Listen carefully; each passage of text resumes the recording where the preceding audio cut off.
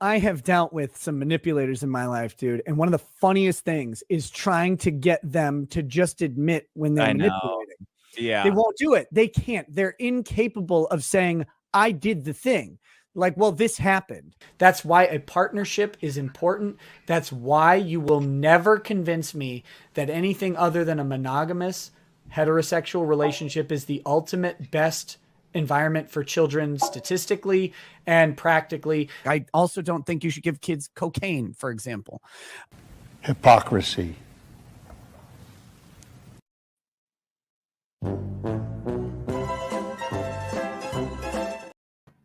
How did you like that new intro we got there?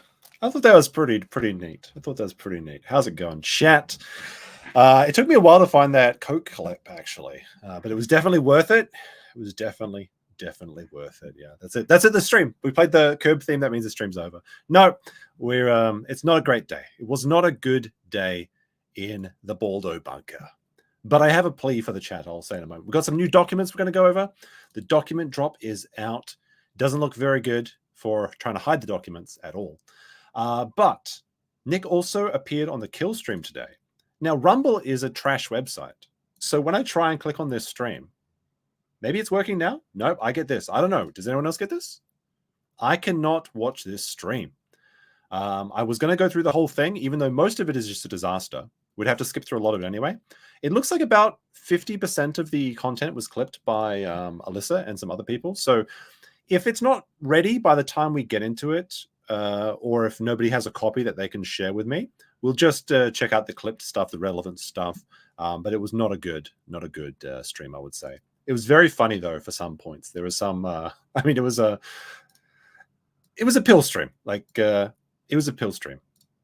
Let's take a quick look at what you can expect from Ralph. This is music. Why do you think reschedule? Why do you think so? Give me a good reason why. He was absolutely drunk out of his mind for what was possible. Actually, this Ralph, the owner and the editor. Hold on. And there was also a couple more. There we go. That's better.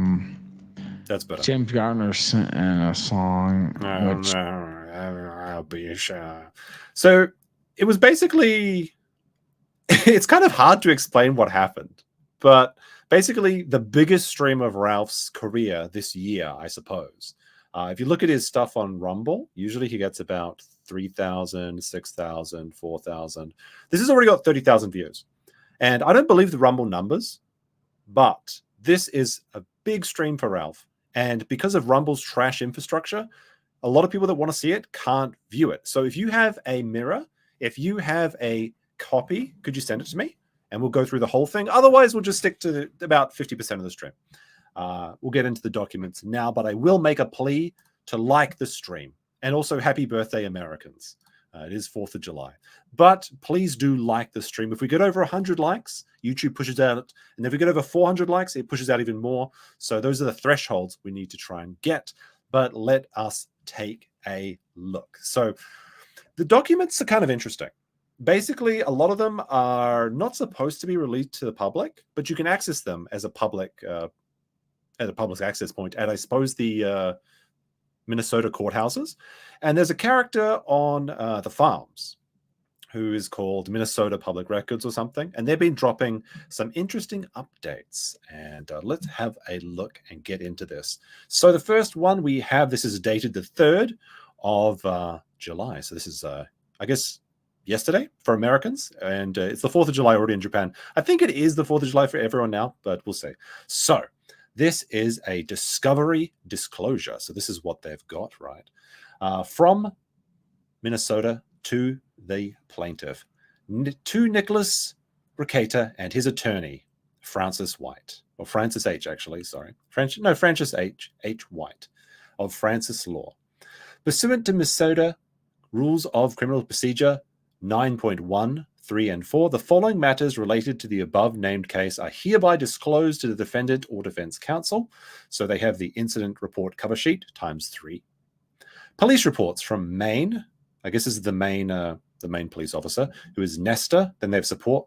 Nestor support 2. I guess it's I don't know. I guess these are just supporting reports. But from Nesta, Moist, these are funny names, and Pomlan. Now, I haven't seen Detective or Officer Moist before, so I did look up a picture of them, and I have it here for you. I usually don't show police officers' images, but this is Officer Moist. I'm not sure if this is a regulation haircut for the... I guess in Minnesota it's okay. They're a little bit higher north, closer to Canada. They probably are a bit more liberal, I suppose. All right. They also have the defendant's driver license record times 45.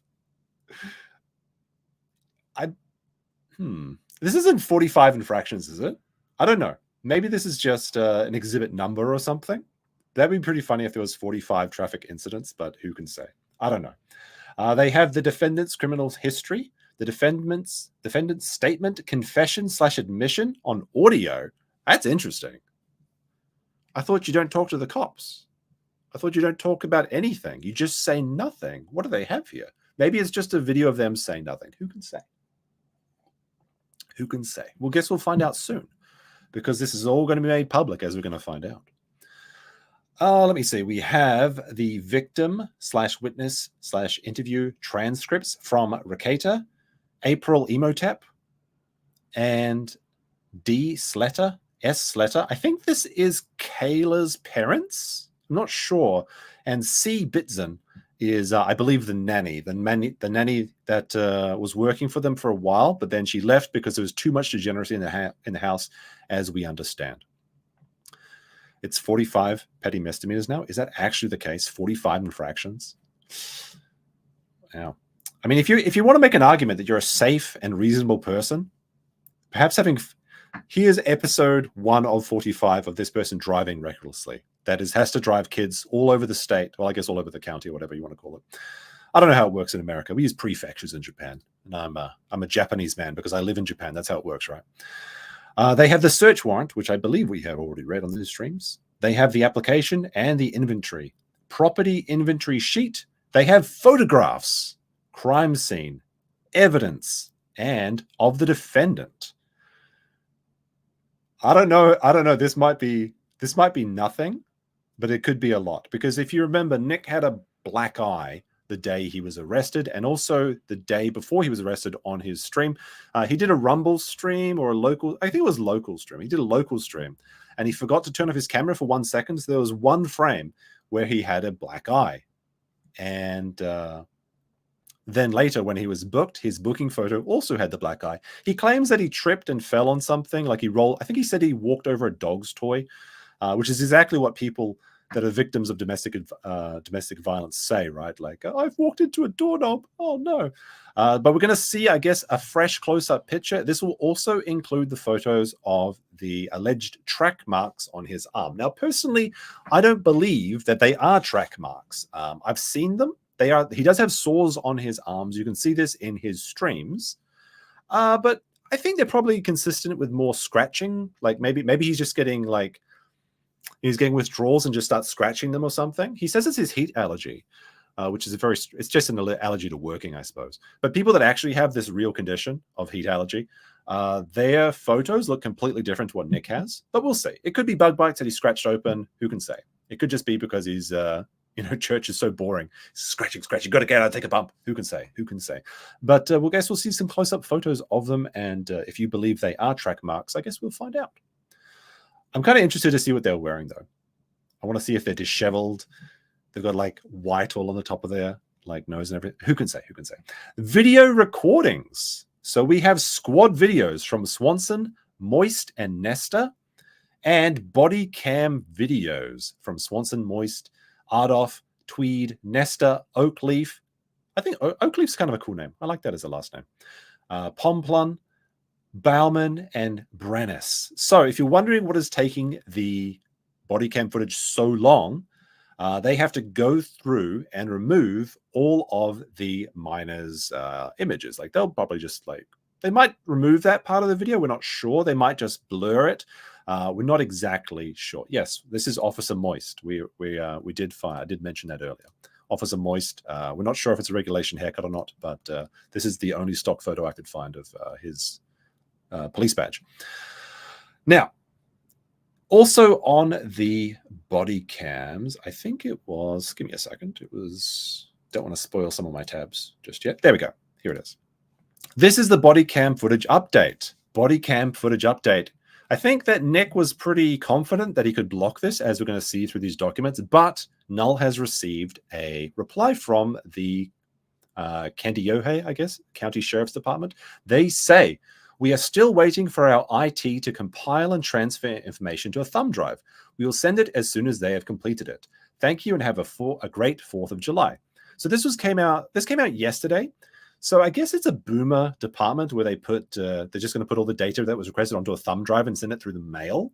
So that might take a few days. Now, according to Null, I believe he said that they've already got a CD of the other pieces of evidence that were requested. So for example, photos of the defendants. So that's already in the mail. I don't think they're sending it to Serbia or wherever he lives in Europe. I believe he's being sent to Null's local American attorney. So hopefully if they can finish uploading it to the thumb drive, it'll only take a couple days in the post. So pretty close. We're pretty close.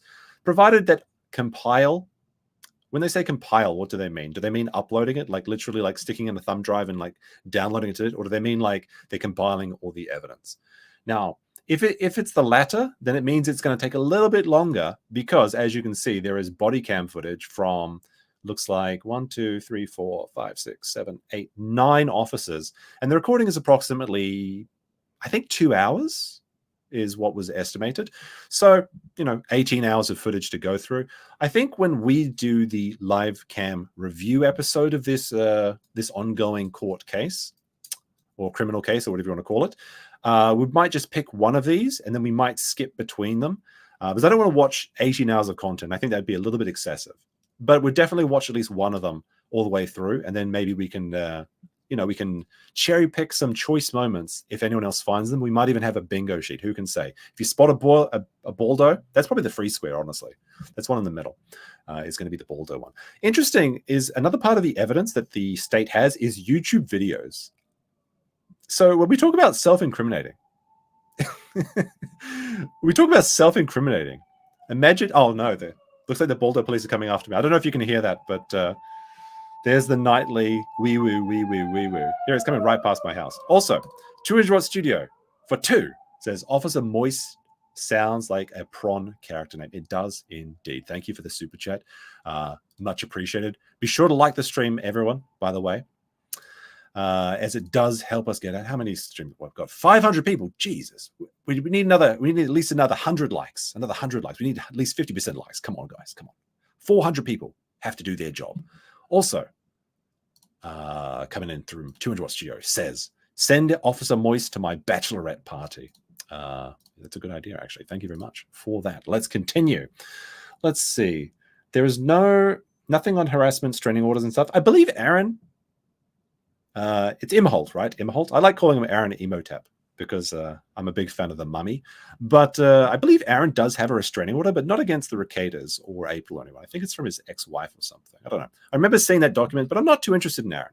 Although I did notice from Aaron's document is that his birthday is Christmas Eve, which is actually going to come into this story later on in a little bit. If we get the right clip from Alyssa, they talk about their supposed Christmas Eve escape to a casino where they left the 16-year-old in charge. Rekieta denies this fact, which I'm willing to believe that he probably did leave the kids with the parents. And I actually don't have a problem with leaving kids with a 16-year-old. Like, that's like a babysitter age, right? The 16-year-old can look after the kids, provided they have enough snacks and food and stuff in the house, and they've got an emergency number.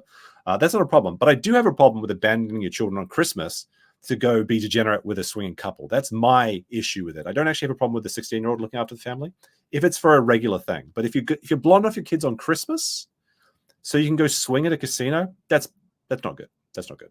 But we'll get into that earlier. Also, I found out that Aaron and I are the same age, basically. And I'm 2 months older than him, which surprised me. I thought he was like 45.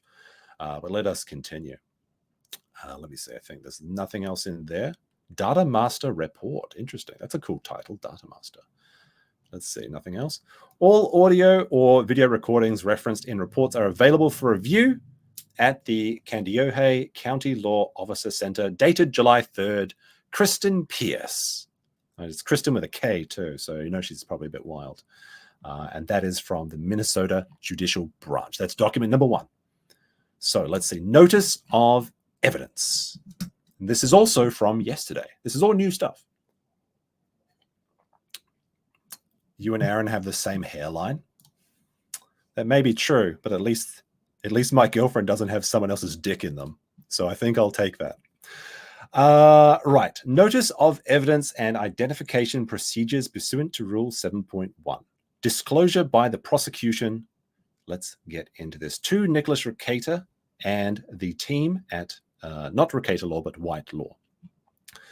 Pursuant to Rule 7.1, Minnesota Rules of Criminal Procedure, you are advised that the above named case, the prosecution has evidence against the defendant obtained because of a search and seizure, wiretapping, or any other form of electronic, mechanical eavesdropping.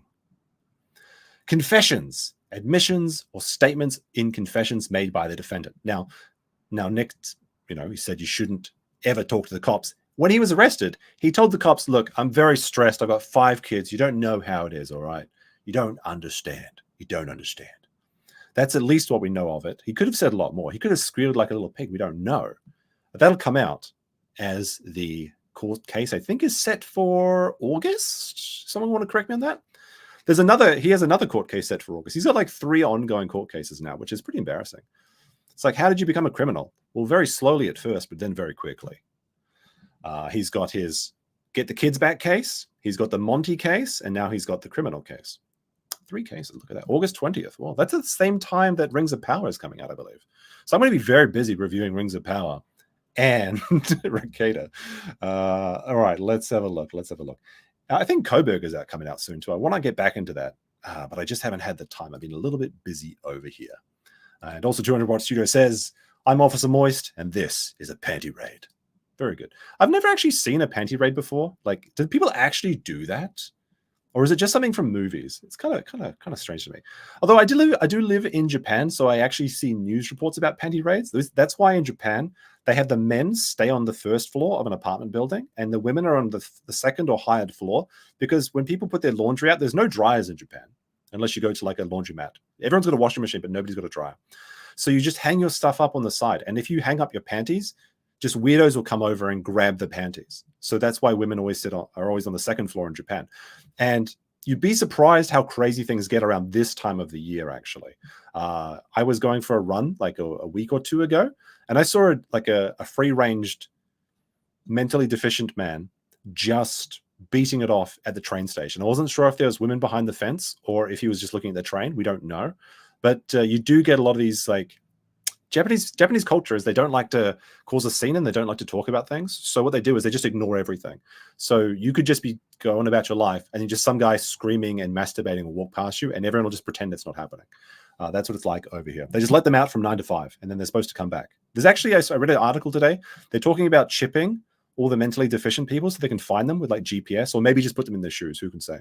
But some people do want to actually like tag them like you would tag a dog or a cat so they can't escape. Also, someone in my university actually died in a Japanese mental institution. They came over here to work. They went crazy. They got held down to a bed for 10 days and they died of, I guess, pressure sores or something. Who can say? Pretty sad case, really. Anyway, evidence of the following identification procedures. Other. I'm not sure what that is. It's something else. We'll see. Let's see. Disclosure pursuant to Rule 9, Minnesota Rules of Criminal Procedure. The names and addresses of prospective witnesses for the state are contained in the report attached to the complaint or to this disclosure. Police officers use departmental addresses, hospital, businesses, public record custodians, and personnel likewise use official business addresses. The relevant written or recorded statements, if any, and the subtotal of any oral statements are made either by the defendant or by any accomplishments, if any, and are attached to the complaint or this notice. At trial, the state may offer any of the items of physical evidence described, and that's if there's any coke left. The cops might have had a little bit of a party, you never know.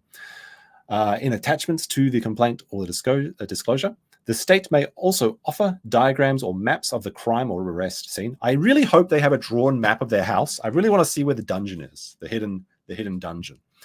Medical records, driver's license or motor vehicle records, business records, photographs of the victim, which we know that they're going to have, the defendant and others, or the arrest of the crime scene, fruits or instruments, and photographs of lineups and photo displays used by the police. When they say fruits, I assume they mean things that were produced from it, not actual like mangoes and peaches, although they might have an upside down pineapple. We don't know. That may have been found at the residence. Any results or reports of the physical or mental examination, scientific test, experiments, or comparisons are attached hereto to the complaint, except that if preliminary results are only indicated, final results will be disclosed prior to the trial. The defendant's prior convictions known to the state are disclosed on the attachments hereto. The state is not aware of information negating or reducing the guilt of the accused, except as has been disclosed. I guess this would be exculpatory evidence.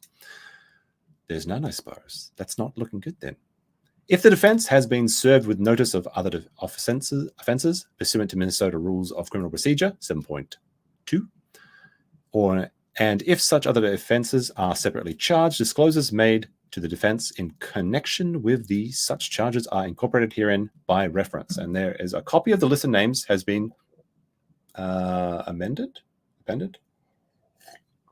I think there's a list here somewhere. I'm pretty sure I've seen a list of some of the witnesses they're going to bring. It looks like Aaron's actually going to be a witness. It doesn't look good for him. He's coming back into the case. He might not be so free.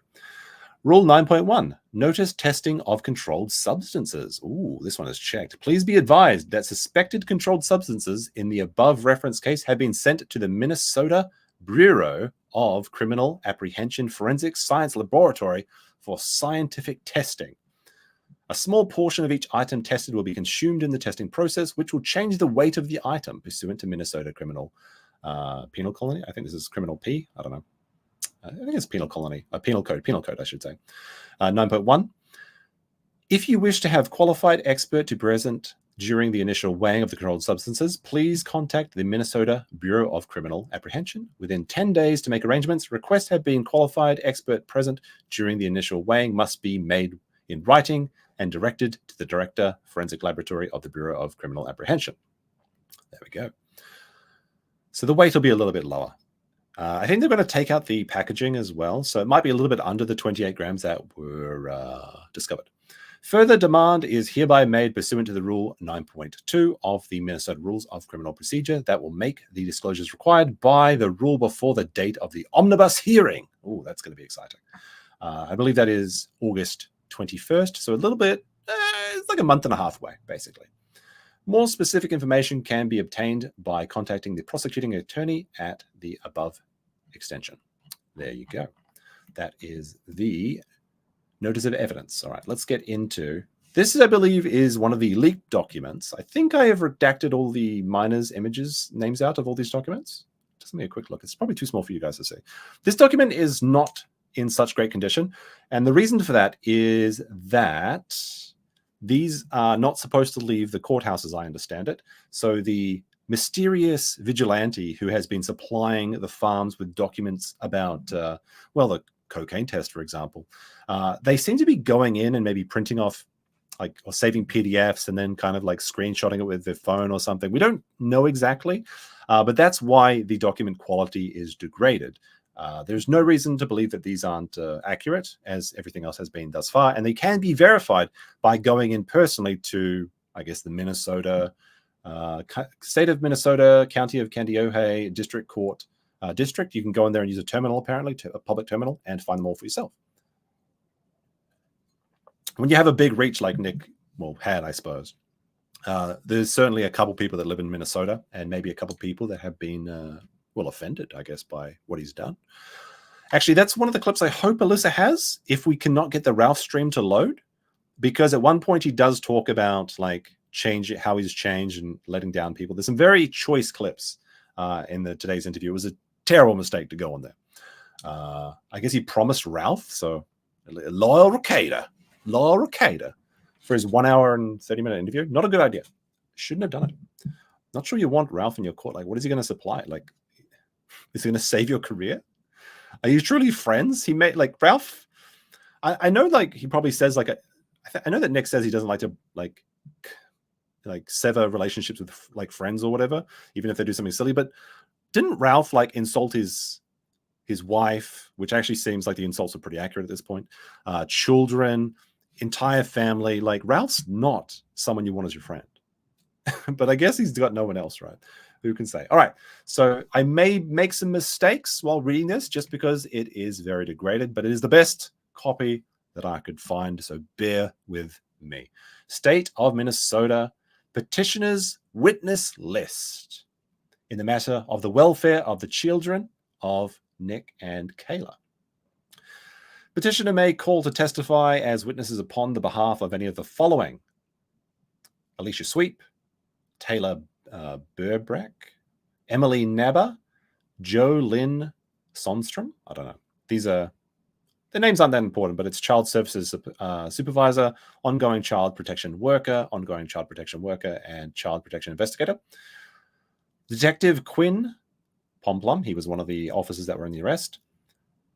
Brent Brandy, he is from Minnesota Monitoring Inc., MMI. That is the drug testing lab that found the hair follicle test, which showed that the 9-year-old was using heavy amounts of cocaine. Now, some people have put some like misinformation out there that the amount of the cocaine that was found in these tests would kill an adult, let alone a child. No, it's not that case, right? It's what happens is when the cocaine is ingested, the metabolites in the hair have a marker of that, and they clean the hair, so it's not from touch. It's not from like doing that and then kissing their heads or anything. It's not like that.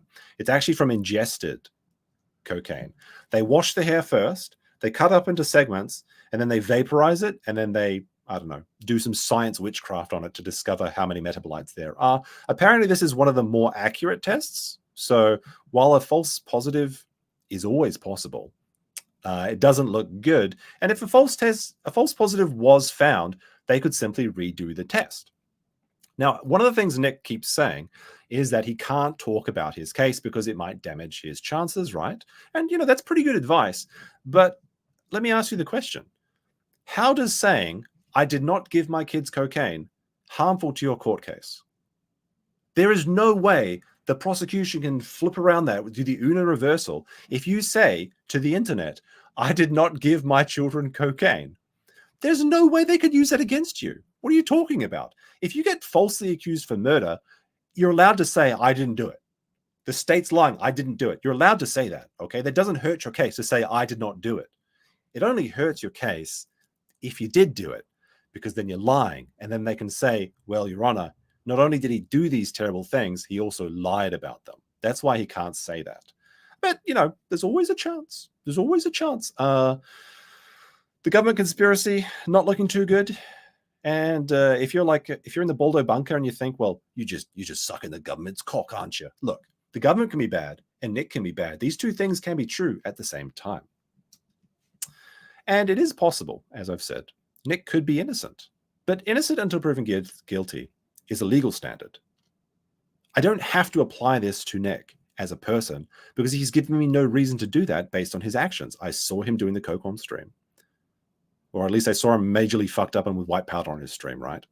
I heard the audio of the things. I saw the court reports. I've seen the arrest warrant. I've seen what was seized.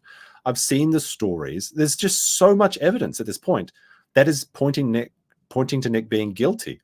And I think Camelot said this on his stream, and I might talk about that a little bit later if I can find the right clip for it, but because he had Drexel on, which is a big clickbait extravaganza, but there was a couple things that were interesting there. But he said, like, Nick's case is like you walk into a room and you find a dead body and Nick's standing there holding a smoking gun. Is it possible he didn't shoot the guy? Absolutely. But you're going to have a damn hard time proving you didn't do it. And there's no counter narrative. There is no counter narrative. Camelot also implied that Nick would talk about the benefits of medicinal cocaine. It's from the ground, man, or something. What is it? Cocaine from flowers or something? No, it's from coca leaves. What am I talking about? It's from coca leaves. But it's still from the ground, right? It's still God's creation. And apparently there's a theory. There is no, apart from Camelot's gossip, there is no theory to prove this apart from, I guess, the child having cocaine in their hair. But there has been some suggestions that because Nick believed in the healing meditative properties of the coca plant, he may have given it to his child as a homebrew substitute for Ritalin or something that would make a kid settle down a bit. It seems kind of strange to give someone cocaine to make them settle down, but apparently it has an opposite effect. I don't know how it works because I don't do drugs or anything. But that has been alleged. But like I said, this is all theory craft so far. We don't know. I do know that people used to give cocaine like hot tea to children, I think, in the old days. So that's the only way I can see this actually being true. Like, it's very hard. Like, it's very difficult for me to believe that he just straight up gave his kids this stuff, right? I don't want to believe that. Even knowing what I know now, I still would like to believe that that's not what actually happened.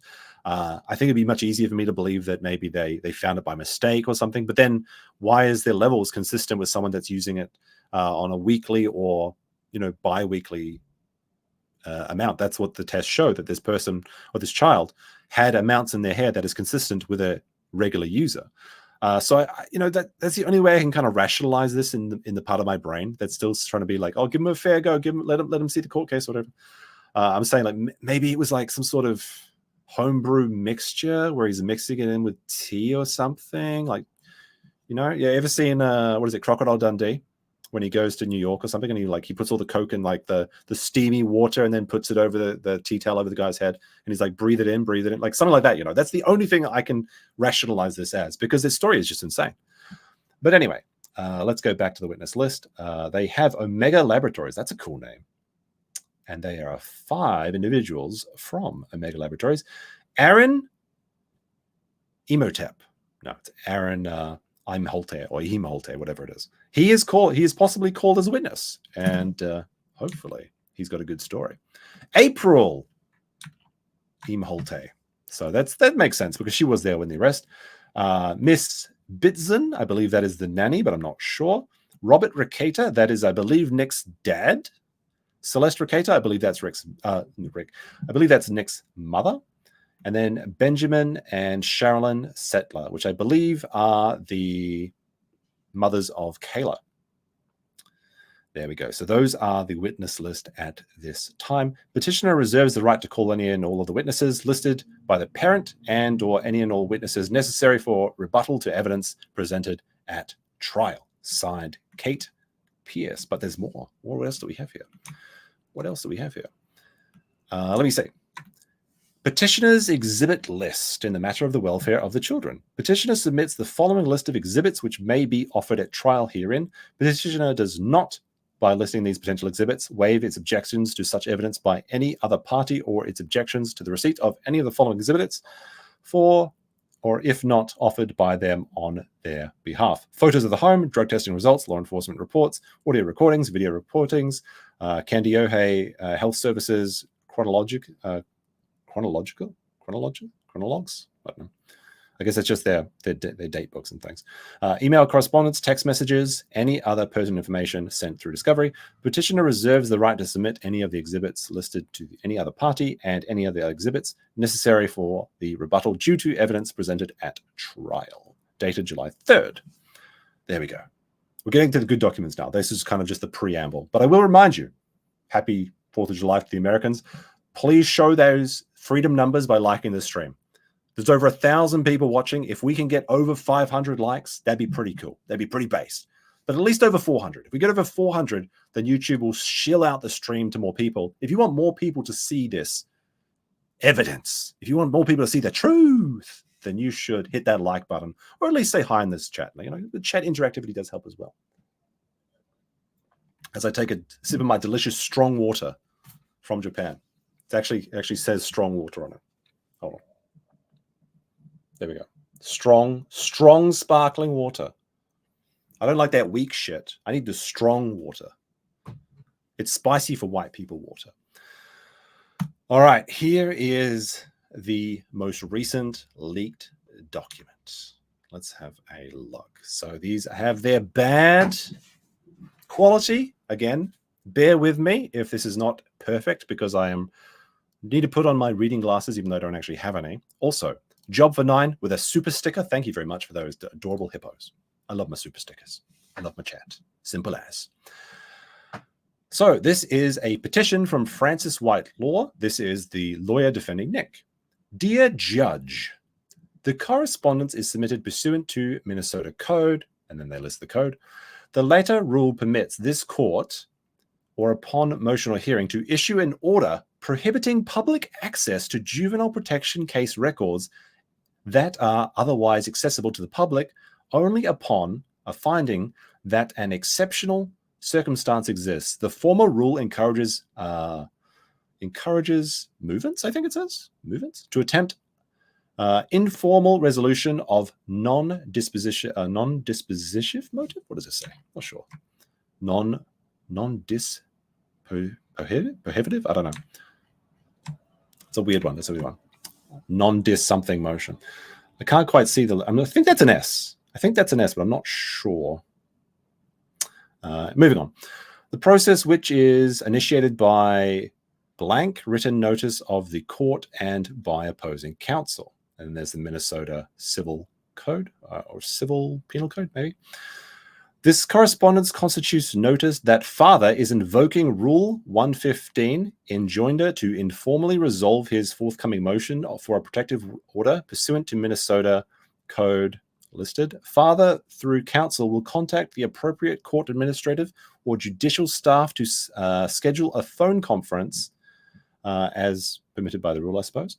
Father, now what does this say here? What does this say here? Father Avers? I'm not sure. I can see father, Avers, but maybe I'm reading that wrong. Let's see. Father something will be fully explained in his... Not sure. Not sure what that is. Well, it will be fully explained in his forthcoming motion. Or maybe waivers? Maybe it's supposed to be waivers? I'm not sure. Will be fully explained in his forthcoming motion and during the telephone conference that the exceptional circumstances required do exist.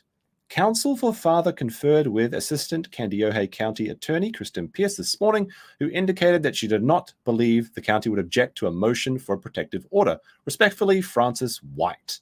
So what is this? Basically, it's a request to make everything sealed. You know, he doesn't want the A-logs to know. Now, he has claimed in the past that it's very important that every court case, every single court case, is open for the public so that the government can't do any sneaky business like those dirty UK people in their King of England court cases where he's in the closed star room or whatever it was called.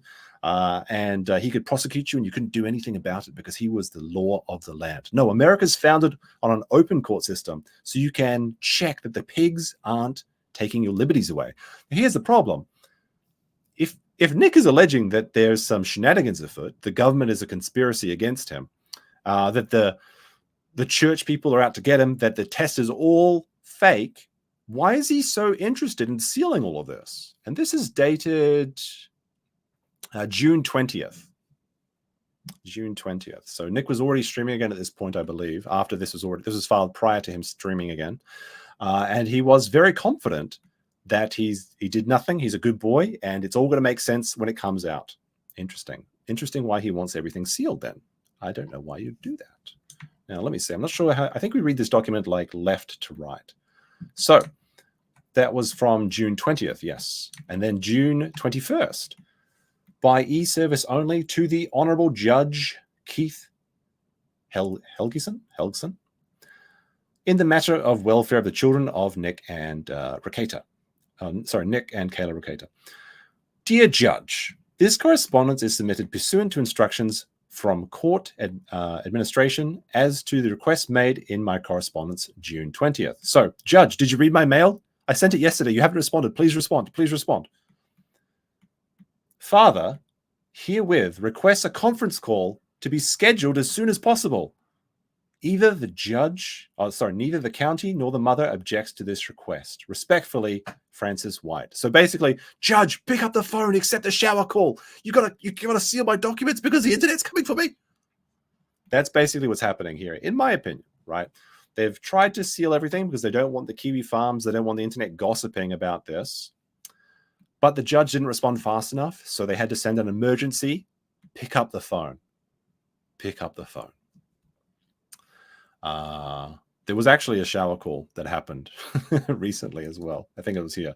So one of the documents, like they have these different court cases for I think it's the next document we're going to go through, or maybe it's down here somewhere. I think I have it somewhere. Maybe it's in here somewhere. But basically, there was a what happened is one of the documents leaked showed the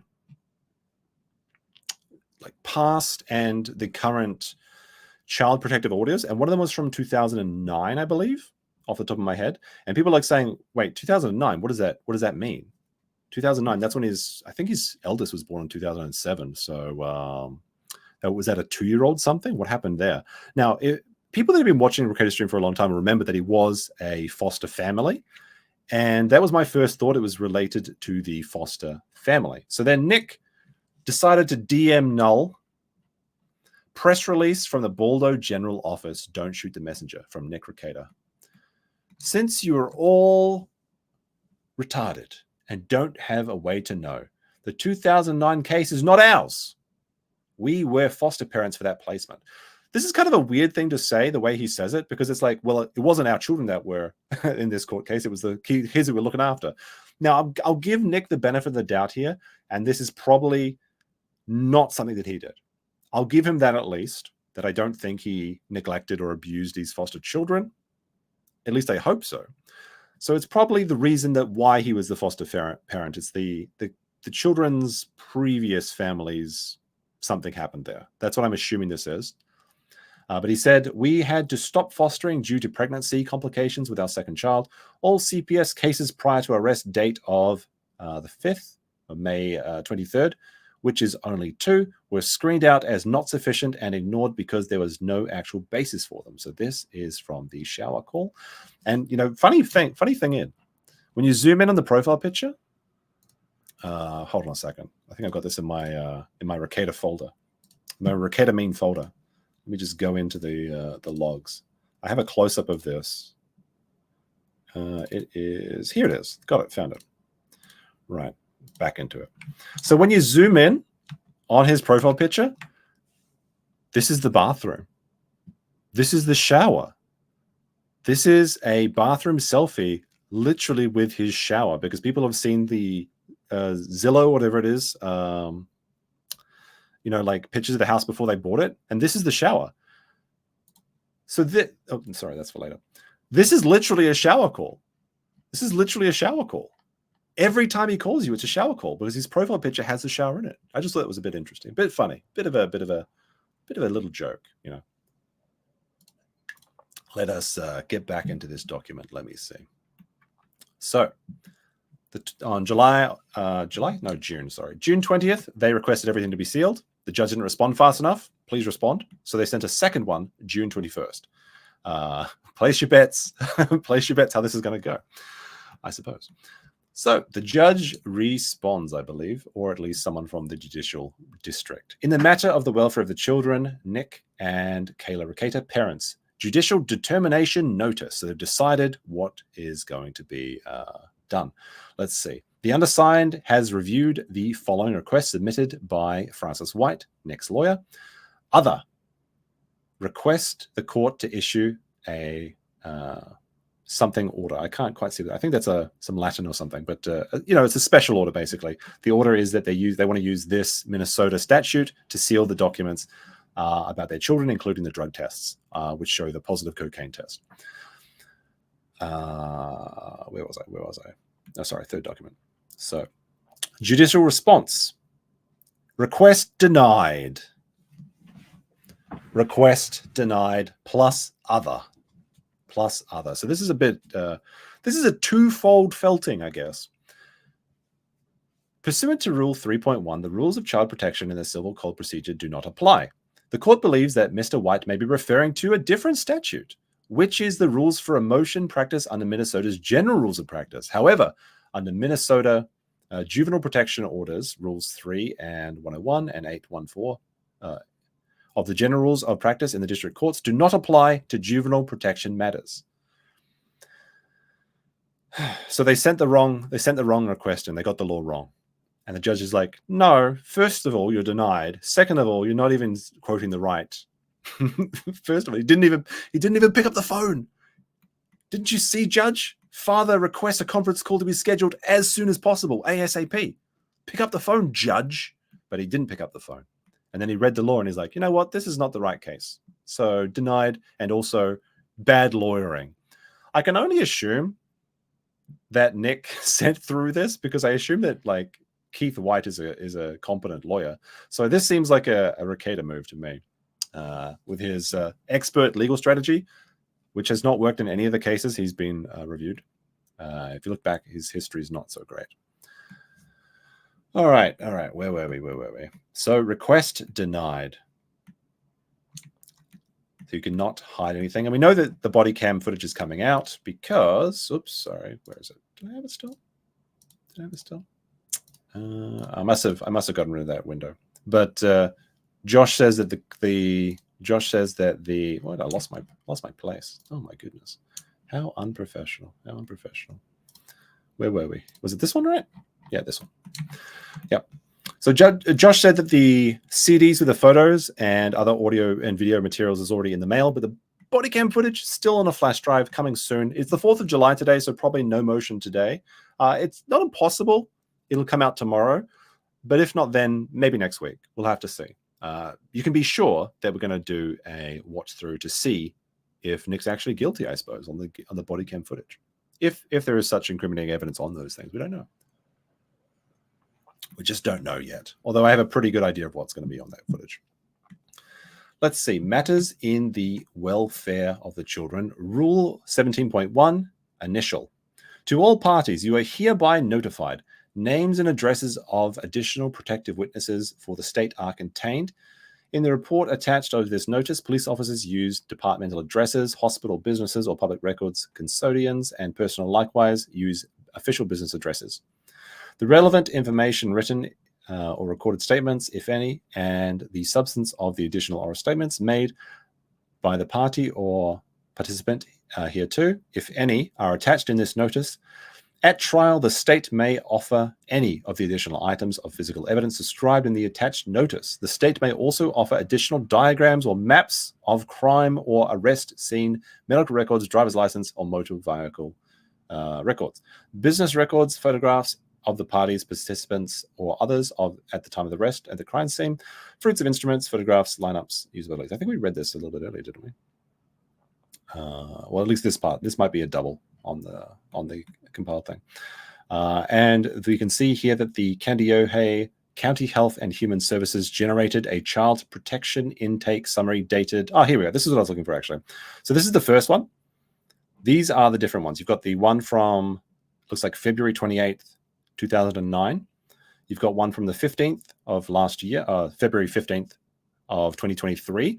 I think some people have alleged that this is the same day that Nick was swatted. So maybe this report is basically someone swatted him saying he was doing some bad stuff to his kids or something to try and get a reaction out of the cops. That is what is alleged. I'm not entirely sure. And then you have the May 16th report from this year, May 23rd, May 24th, and 31st, and June 3rd. There's also another document here that I haven't really... we've seen part of this document, but this one goes into a little bit more detail.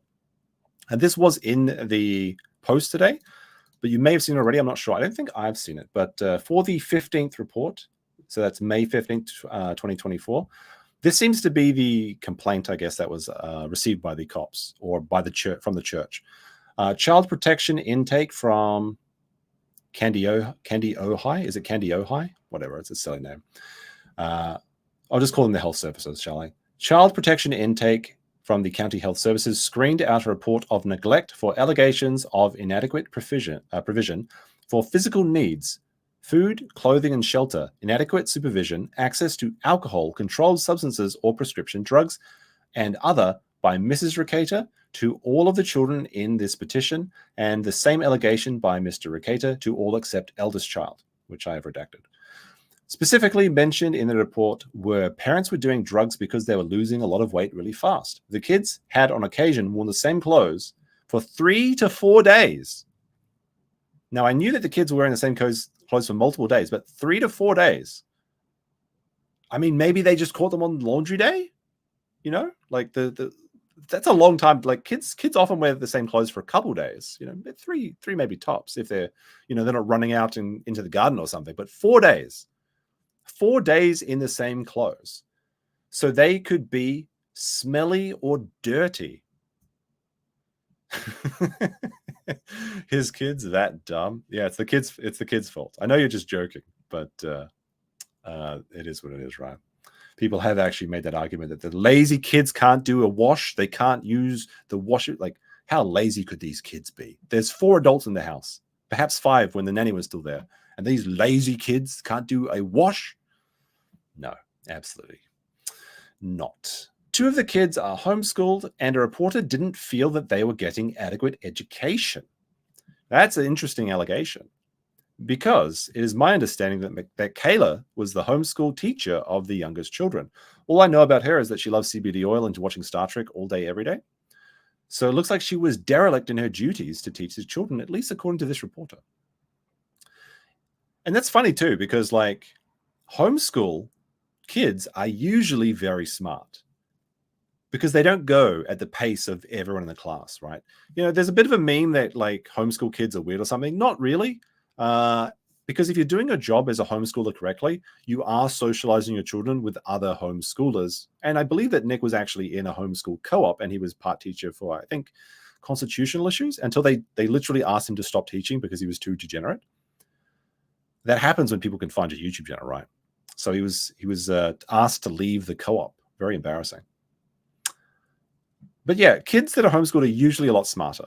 So if your kids are homeschooled and dumb, you're really failing in your ability as a parent. And furthermore, they have stated, well, Nick has stated on his stream, that homeschooling is the way to go, because you can keep all of that degeneracy that is in the public schools out of their education system. Well, if you bring the degeneracy to your own home, they'd be better off in public school. Like, honestly. Let me see. Continuing. Mr. Rekieta has a sideline of vlogging. So they don't even think that vlogging, like YouTube videos, is his main profession. They think he's still a lawyer. They're under the assumption he's a practicing lawyer. Not quite the case. Mr. Rekieta has a sideline of vlogging, and occasionally it can cause a stink in the community, at which people will call law enforcement and claim drugs and/or child abuse or whatever they can to get law enforcement to go to the house. In regard to the children, they are hungry and not being fed. Mr. Rekieta being lethargic and appeared to be high or drugged during driving a car around.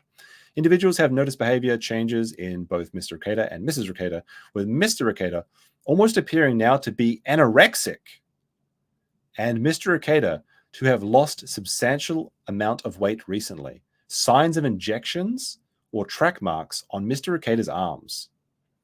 I'm not sure what this says. Something out, something screened out because it does not meet medical criteria. So I guess they decided it wasn't track marks, or maybe someone alleged they were track marks, but they didn't seem to be the case. I'm not sure what that. I think that's what it means.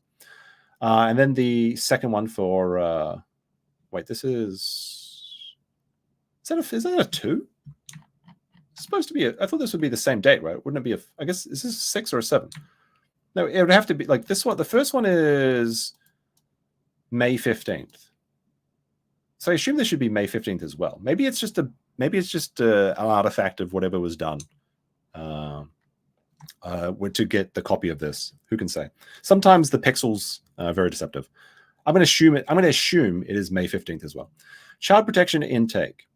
The County Health Services screened out a report of neglect of the 2 girls. I believe these are the 2 youngest girls. I know their names, but I don't know how old they are in particular. I just know that this was the eldest son, and there was the 2 girls. I would assume they're the 2 homeschooled kids because they are previously mentioned in this document. But screened a report of neglect of the 2 youngest, I believe, girls by Mrs. Rekieta and Mr. Rekieta, and an unnamed nanny for inadequate provision for physical needs, food, clothing, or shelter. Due to not enough details as to how this is affecting the children's daily functioning, no indication it is daily or they haven't eaten all day, no indication they aren't offered food, screened out because it does not meet maltreatment criteria. So this is actually kind of a positive one for Nick. Like this person said that it was not a bigger issue. Who can say? I missed some chats. Hold on, let me go through these. I read that one. Let me see. Job for 9, join as member. Thank you very much. I will add a new membership link to the community panel on my channel. If you are a YouTube member, you'll be able to see it. If you're not, you can't. And it'll give you a private link to the Discord where you can talk about stuff and just, hang out and chill and stuff like that. And also Billy Oki, member for 18 months. Cheers, says Nick, the absent parent Rekieta. It's a good nickname. I mean, it's not a nickname that I'd want, but that's a pretty good one for him. He's just so busy, though. He's just so busy. So those are the protection orders for, I guess. Oh no, it was February. No, sorry, my apologies. It was February 15th. I was just confused because I think this is a misprint. Because it says you got the May 16th and then February 15th. I think this is a misprint. I think this should be the same as the date on the other one document I just read. Or maybe just a court reporter did it incorrectly. That does happen. So that is. So went through that one. Yes. All right. So this is what they have. Disclosure contains the following: the Child Protective Order is some. So these are all included. We then have letters requesting medical records, the Kandiohe Health Services case transition form, medical records, Centricare Children Allergy and Asthma Center from Nick, and that interesting. Are they actually requesting? No, the Centricare Children Allergy. I was gonna think that maybe this was the Nick's heat allergy, but I guess this is children. So the county just wants to know the children's one. Police reports and records, court documents for the case that are current, and they have the court documents listed. Testing, test results for client reports, children segmented hair tests. So these are the disclosure. This is saying this is what the government has. The government has the hair tests in their disclosure because, a lot of people think that court cases are like TV where they've got like surprise evidence, surprise witnesses. Not really the case. Typically, you present all your information before you go to trial. That is the process of discovery. So there is no surprises. The defense knows what you have. The prosecutors know what you have. The defense knows what you have. And then you can prepare appropriately, right? So it's a fair and level system, allegedly. So they have photos of the home, emails with MMI. Remember, that is the drug testing company. Minnesota Monitoring Inc., I think it was. HRO petition with attachments. I think that's a restraining order. That may be the restraining order for April, if I'm not mistaken, because I saw April had a restraining order as well. And I think HRO is a restraining order, but I'm not 100% on that. So you might want to check. Revocation of release of information to MMI. So that was Nick rescinding his permission, I guess, to show the documents of the drug tests. He did take the tests, but he did refuse to show them. Notes from safety meeting and certificate of online course, The Truth About Drugs. Oh, what is that? What do they mean? Wait, what is that? Certificate of online course, The Truth About Drugs. I would assume that this is something for an expert. Like they're going to have the county's going to come in with an expert and say like,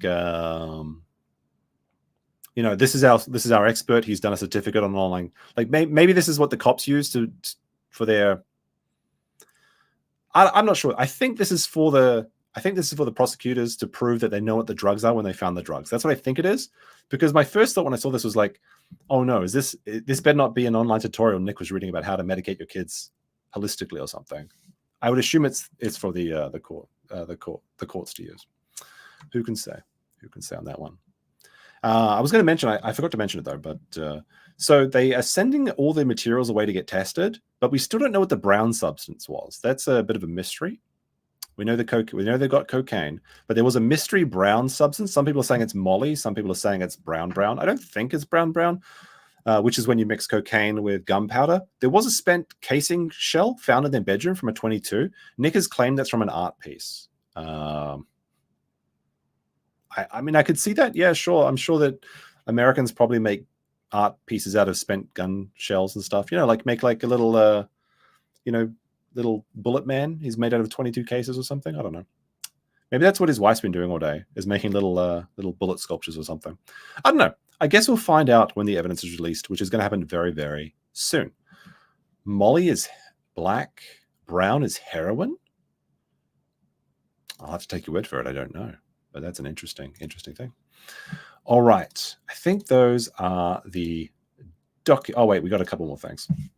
This is not related to the children case, but 42 days after the appellate court determined that Nick Rekieta's comments that his enemy, Montegraph, basically this is the Monty is a PDF file allegations, were not protected by an out-of-state anti-SLAPP laws. The lower court set a scheduling conference to determine the future of this case. The conference is set for July 30th at 8 a.m. So this is the Monty case that basically they tried to anti-SLAPP, saying that Monty's just trying to shut down free speech. Didn't go through. Unfortunately, it didn't work again. No, wait, actually the anti-SLAPP didn't work for, it didn't work for Vic, and it didn't work for Nick. It's a bit of karma there, I suppose. Where Vic's case, he was just shot out of the courtroom with the SLAPP defense, which was a strategic lawsuit against public participation, I believe. But it looks like Nick was unable to use his enemy's weapons against him. And that means that his defamation case goes on with Montegraph. All right. That brings us to the... Oh, I've got some notifications. So let me just check. Maybe someone has sent me. Maybe some kind soul has sent me the stream. If they have not, then we will have to watch the segments of it from Alyssa Clips, who's been very, very good at clipping things lately. No, nothing new on that front. We'll try one more time to watch... It's gone. It's gone. Did he delete it? Did Ralph? See, Ralph deleted the first part of the thing. This stream was like a 6-hour stream. He started up completely plastered. And it was actually really funny. It was quite entertaining because there was a lot of reverb. So he was really like, you just hear the same chat over and over and over again. At one point, he showed his own screen, which caused like that mirror dimension infinity pathway. It was very, very fun. Oh, wait, sorry. Live tab. Sorry, you're right. Live tab. Thank you. Eagle-eyed viewer, Pepsi Man, who I may owe $20 to very quickly. Oh, very soon, I suppose. All right, so it's still there. He deleted the first segment. They kind of, he shit around for about 5 hours. Then Nick got on. Their audio was scuffed. He was, I don't know, borrowing his neighbor's Wi-Fi. Everything was going terribly. But then they worked it out. I think Nick said, you got 10 minutes to fix this before I'm going. They offered to reschedule. He's like, why would I reschedule? This is the interview. Why don't I? But he deleted that. He deleted all that. So we just have this one. Now, since there's no timestamp, I'm going to Control F5, forced refresh on this to see. All right, there's still no timestamp, so I think we can't watch the whole thing, which is okay because, like, yeah, it's still broken. All right, that means we're going to go to Alyssa Clips' channel. Also, pretty funny, I should mention, but Alyssa Clips, she clipped, I guess, me, Max, and Legal Vices on last Friday's stream. And there's a, you know, everyone knows about that, I suppose. Or at least if you're an avid clip watcher, you will know about that. But like the thing that I want to mention, though, is just so funny because like Max was just in the background saying Megamind, Megamind, Megamind. And when I was looking at the comments, there was one guy that's like, the funniest thing about this is nobody knows what this Megamind chat is talking about or something. Let's watch it. You can watch it on, it's like, you can watch it on Alyssa Clips. It's like, let me see. Wow, she's been working. There it is. All right, it's 30 seconds. We'll watch it. We'll watch it. Why not? There's a bit of, while I open up my thing. Imholt, Megamind. There you go. So basically what was happening is we were talking about this woman on screen, random Yoko. So she's like a Japanese nationalist who loves Trump, and she has all these songs about basically saying that Koreans should just accept Japan's imperial rule and that Japan did nothing wrong to Korea, basically.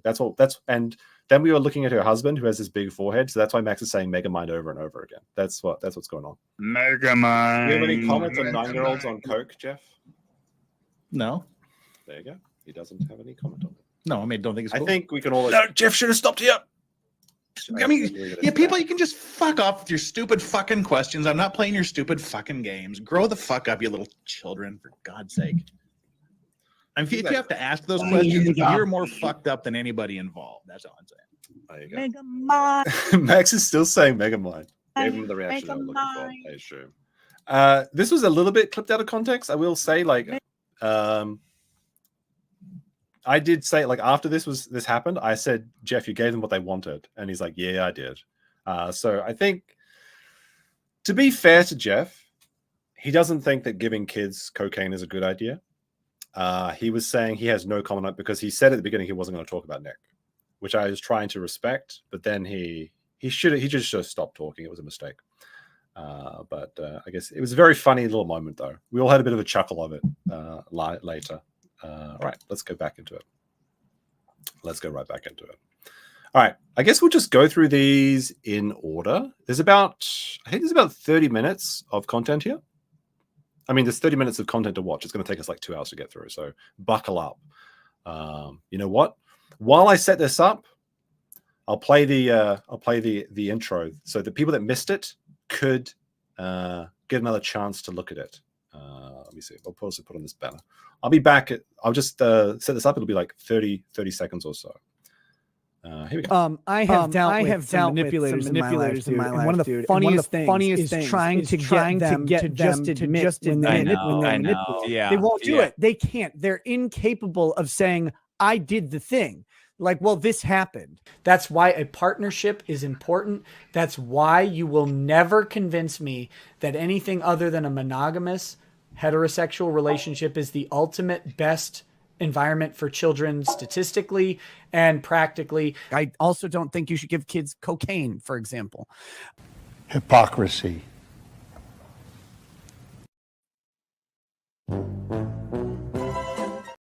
Yeah, I forgot to mute my desktop audio, so there may have been a bit of reverb on that, but that's the intro I put together for the Rekieta streams. There you go.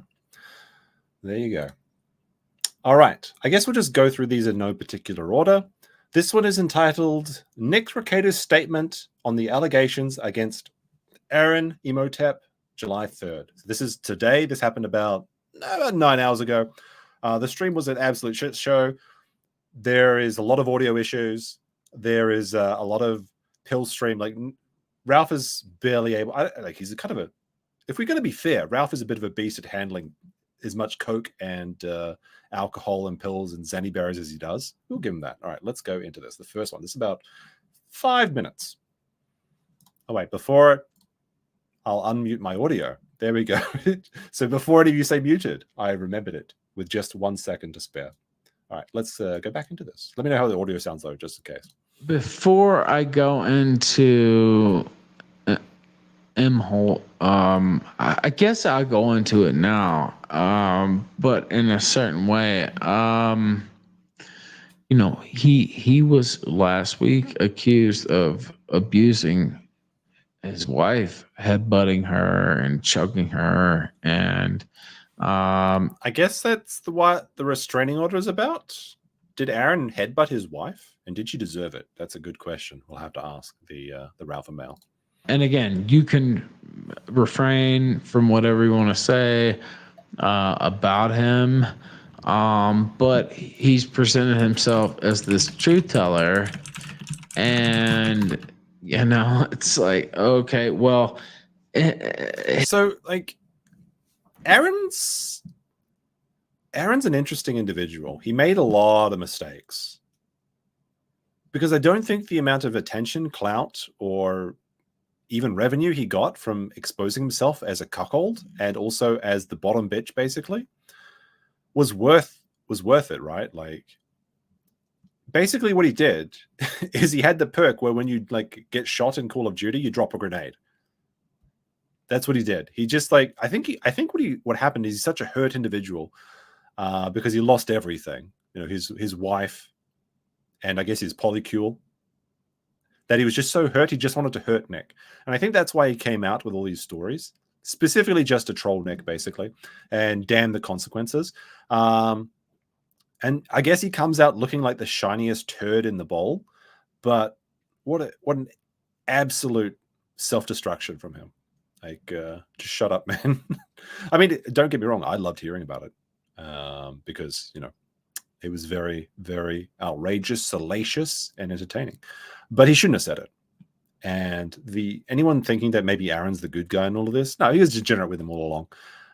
He was exposing these people around his children as well. Like he maintained being friends with Nick after Nick dropped, allegedly, a cocaine bullet on his chair where his 3-year-old was.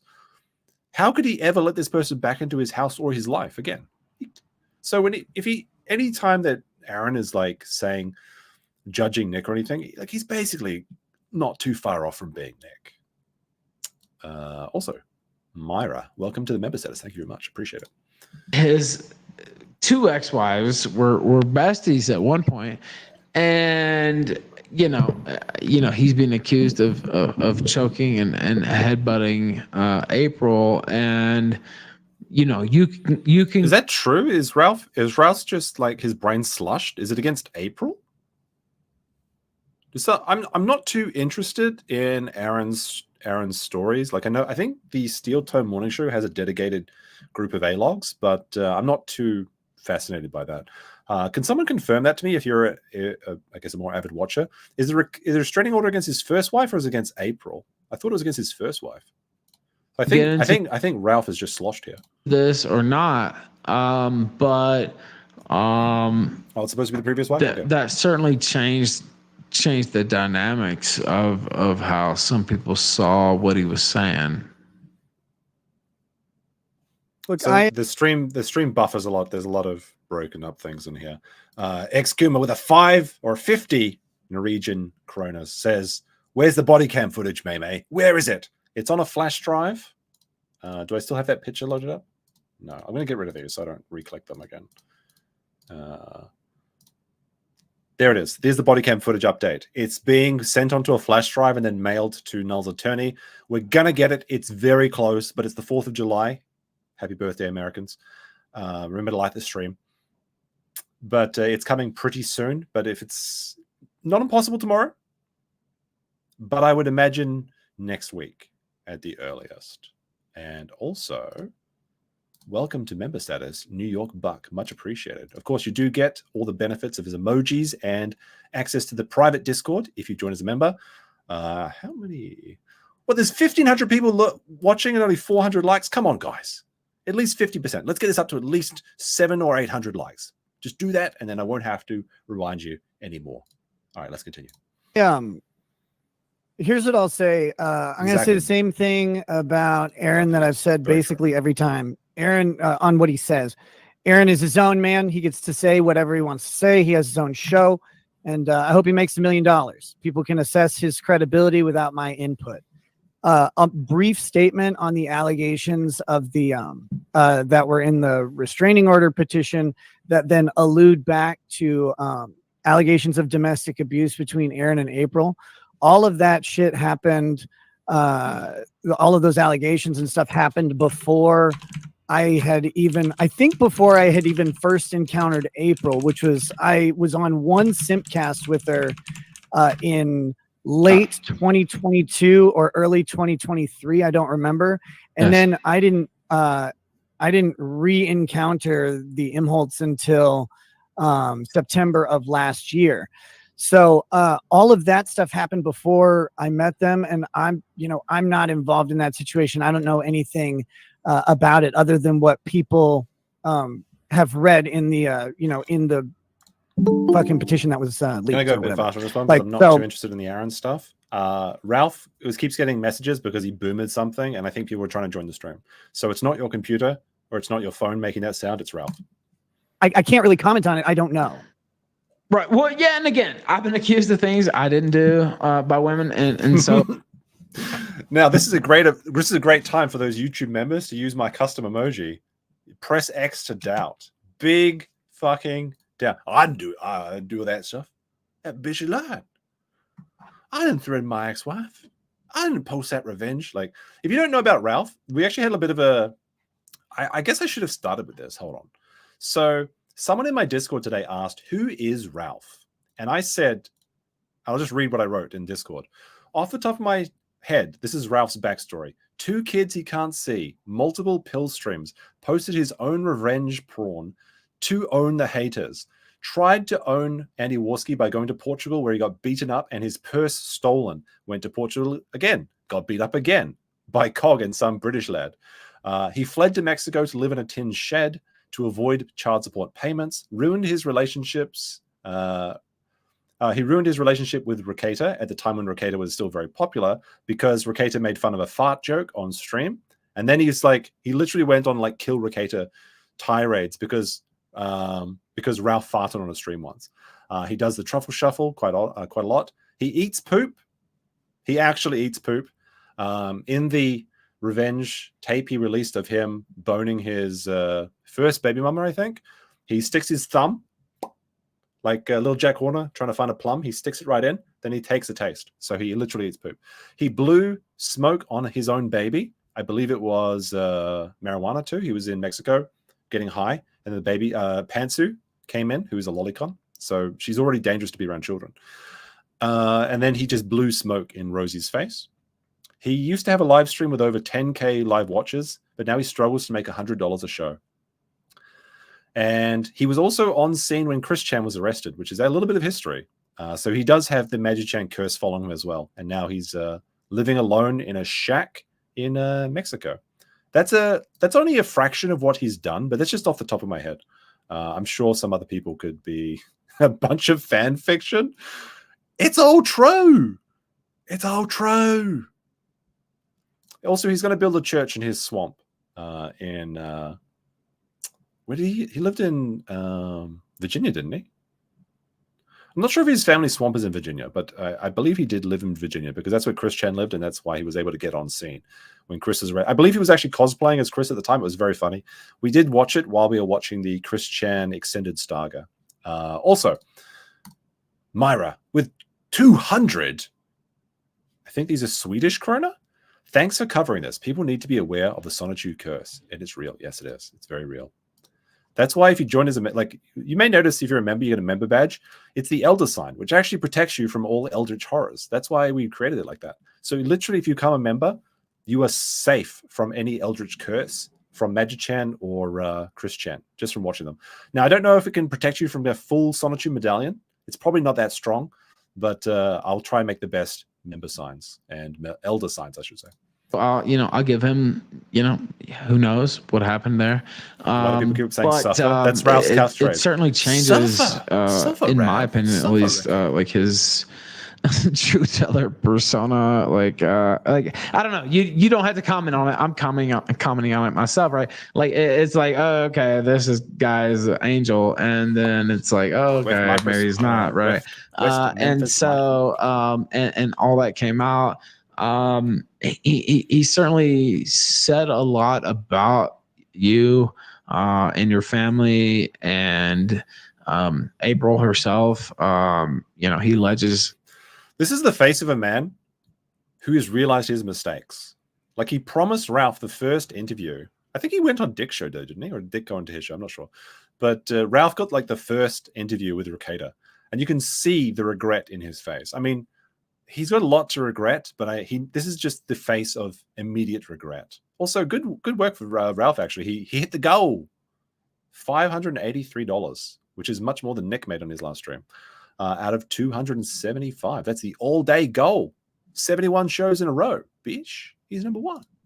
She's still there with you, or like at your side home or whatever. You don't have to. I'm not asking you. All right. So what Ralph is trying to talk about is that Nick got a super chat on one of his returns, like one of the first return streams, and I think it may have been on the first one back on YouTube. He tried using Rumble Studio, and Rumble Studio is a piece of shit because Rumble, the website, is a piece of shit, and everyone was kind of confused why he was using Rumble Studio.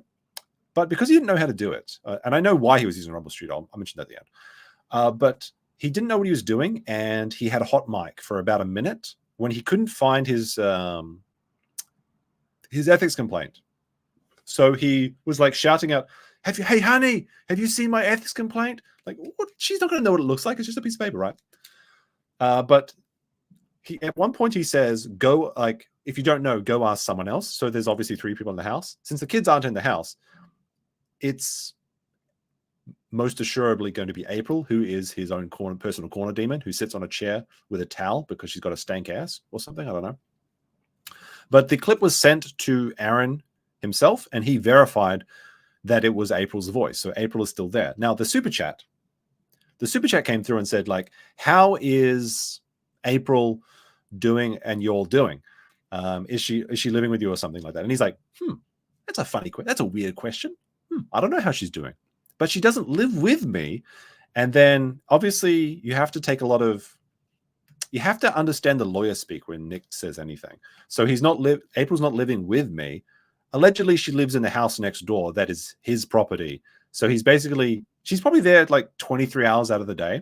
But because she technically lives in the house next door, she's not living with them. She's just always staying over with them. So it's some premium lawyering right there. That's what Ralph was talking about. But I'm not sure if Rekieta will respond to that. Confirm that at all. But like, I saw Dick Masterson, common friend of ours, say, well, this kind of changes the situation, right? Like this might be a guy protecting a woman from spousal abuse, right? Like, and you don't have to. What is the implication here that Nick is a hero because he's saving April from Aaron? Yes, the grand hero saving a battered wife while giving his children cocaine to improve their cognitive abilities. What an absolute hero. Do people actually believe this? To confirm that or deny that, but I want to address that real quick. There's a tendency for some people to try and promote themselves as some sort of noble, generous hero or whatever. Look, guys, my concern right now in all of this is that I have an ongoing felony charge, and right now I'm focused entirely on getting my children back where they belong in their home with their. I need to clip out that scene from Arrested Development when they've got the homeless dad and he's just like, I just want my kids back.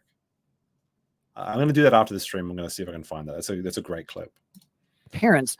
So like I'm not if people want to speculate on any sort of motivations and stuff when they don't have any of the external details, that's what the internet does. It's great at speculation and gossip. And what I'll say is this, the people involved can speak for themselves if they choose to. And it's not my job to do that for anybody. So I'm not claiming to be any sort of hero. I'm not claiming there's a reason to be a hero. That's other people can go ahead and do their self-hero promotion all they want. I'm worried about my felony and I'm worried about my family. That felony charges, to be clear, before someone has a fucking autism fit. But I'm worried about the felony charges and I'm worried about my family. Like trying to concern myself. An epic owned by Nick. He's really proving the haters wrong. With any other thing, that's not there. Oh, look at this. An ad for African children. That's a weird ad to get. Get rid of that ad. All right, next clip. Let's see. Does Rekieta think he'll go to jail? Let's read that one. Go to jail. Jump scare? Oh, come on now. That's rude. That is rude. Me? Yeah. I fucking hope not. It's look, man. I did my overnight at the county lockup, and it wasn't pleasant. It wasn't the worst thing ever. I just mostly slept because I have narcolepsy, so I just laid down, went to sleep, woke up. There was another shitty meal there, and did that again until my hole in his back pants, and a note saying "See you tomorrow night" as well. Arraignment, but Minnesota, like I can briefly talk about this because it's a general thing. Sure, go ahead. Minnesota has codified sentencing guidelines. Congress got together, wrote a law that says here's how crimes should be sentenced, and they have 3 different sentencing guideline grids. They have the general grid, then they have the drug offender grid, and then they have the sex offender grid. So my felony charge is second. Is he going for the hat trick there? Hopefully not. Degree possession currently, and that is on the drug offender grid. And what happens is you have the 2 axes. The y-axis is the level of offense, and the second degree drug possession is pretty high up there. I think it's 7 out of 10 And they something on score the- these things like points. Yes, I know how it goes. Yeah, Yeah. go ahead. Yeah. Yeah, Ralph knows how this works because he has like these men both have they have exactly the same experience. They both have drugged. I think Ralph has a drug charge, doesn't he? I know he beat it. He tried to punch a cop, right? Like that was his first time in jail. Is he was drunk and then he got woken up and he punched like a female officer. I think. Oh, I forgot about that. Yeah, he like punched an officer and did some jail time for that. He lost some weight too while he was in there. But they both know a lot about drugs and they both know a lot about their kids getting taken away from them. Do you think that Nick will serve jail time? I've started a poll. Looks like 50% say yes. I think he's not going to do jail time personally. But with this cocaine, like 8-ball that's been thrown in, I don't know. Like, because typically like first offense, non-violent crime, oh,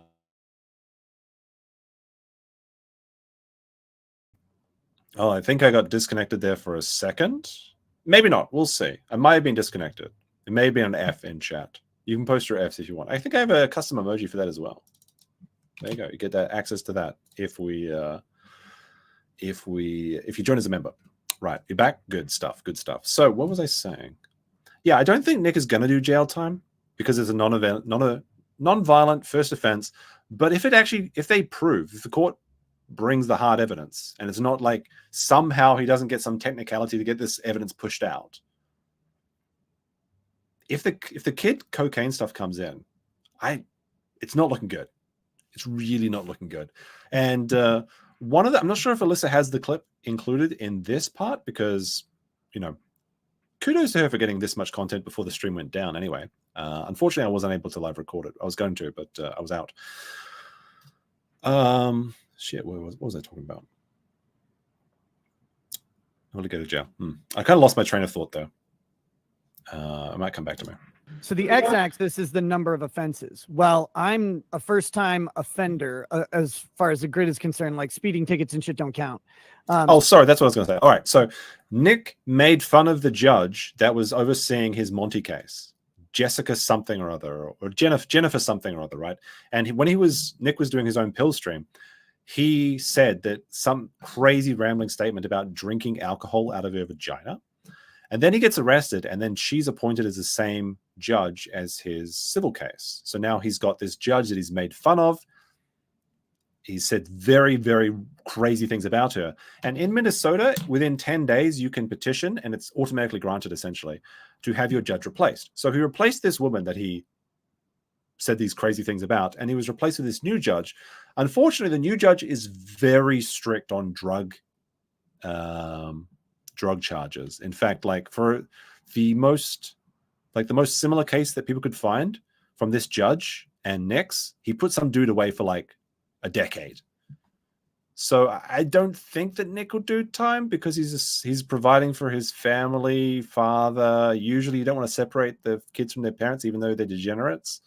And hopefully he can get better, But I don't know. It's not looking good. It's getting worse by the day. And it just keeps getting worse. Exkimmer with a 50 from Norway. Could we resist the Booty Goons? What? Could we revisit the Booty Goon stream if he does end up in jail? Absolutely. Absolutely. You can always send your clips or stuff you want me to review through on either Twitter, Discord, or email. And those contact details are in my YouTube description. So I'd be a first-time offender. If It was his first time, but it's not going to be his last.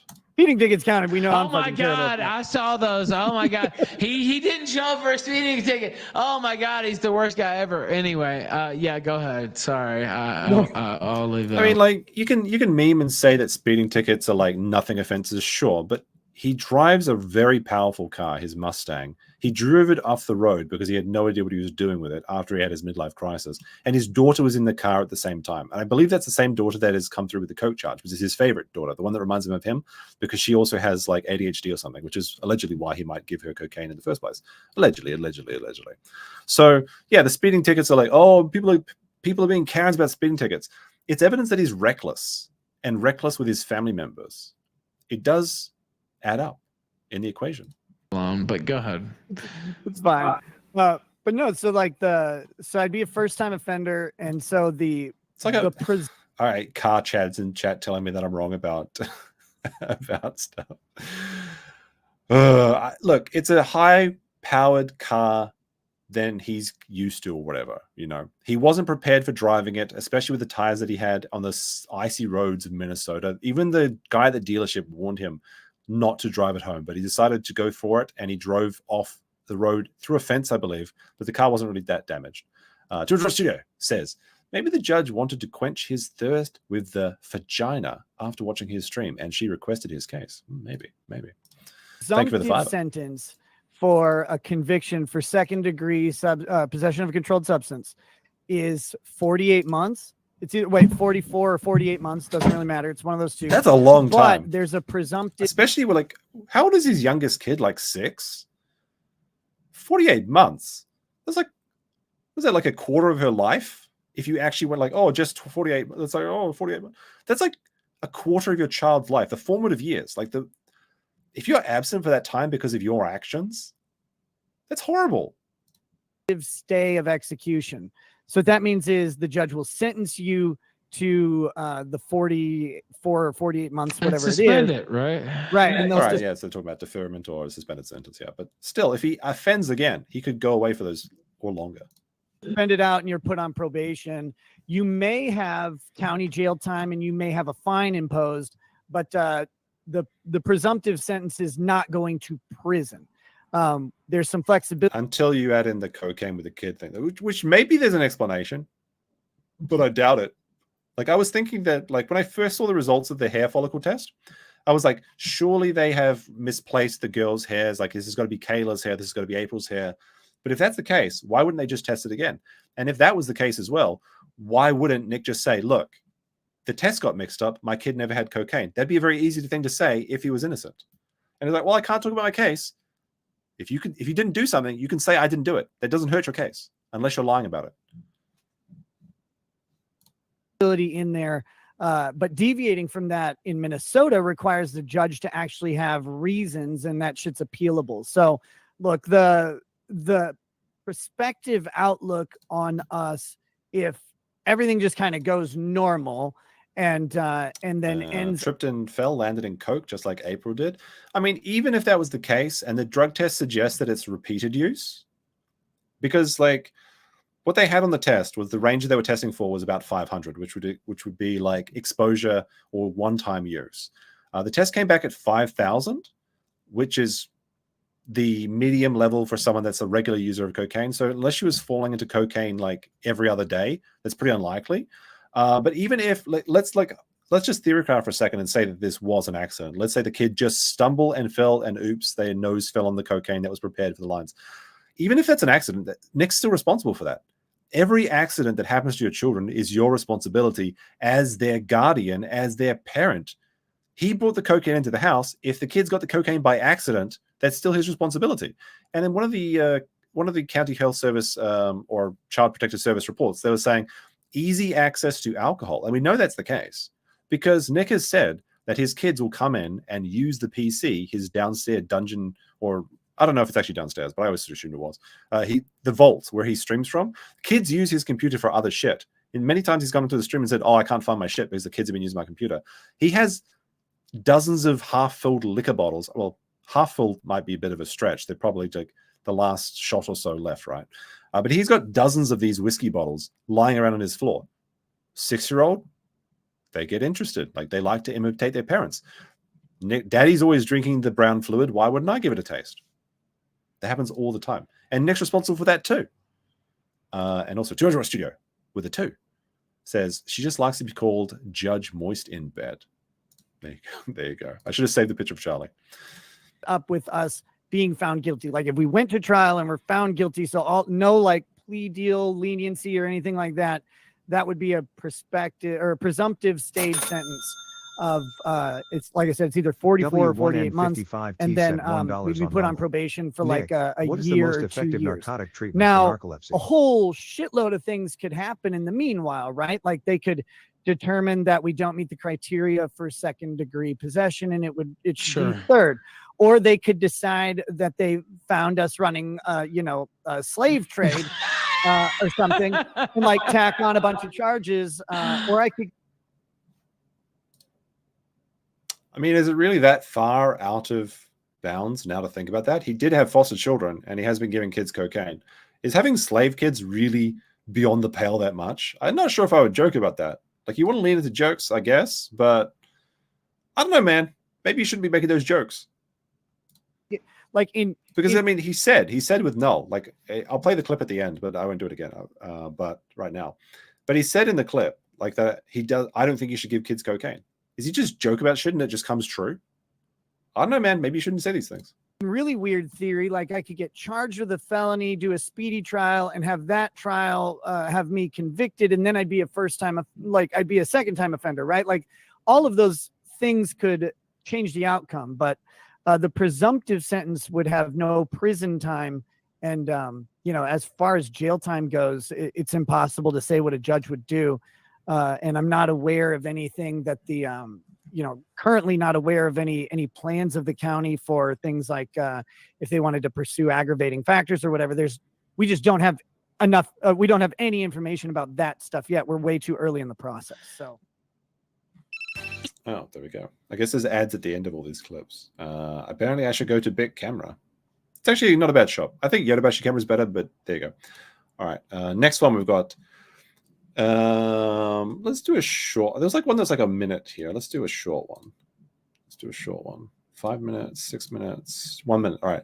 What about Drex and Camelot? Let's look at this one. What about Drex and Camelot?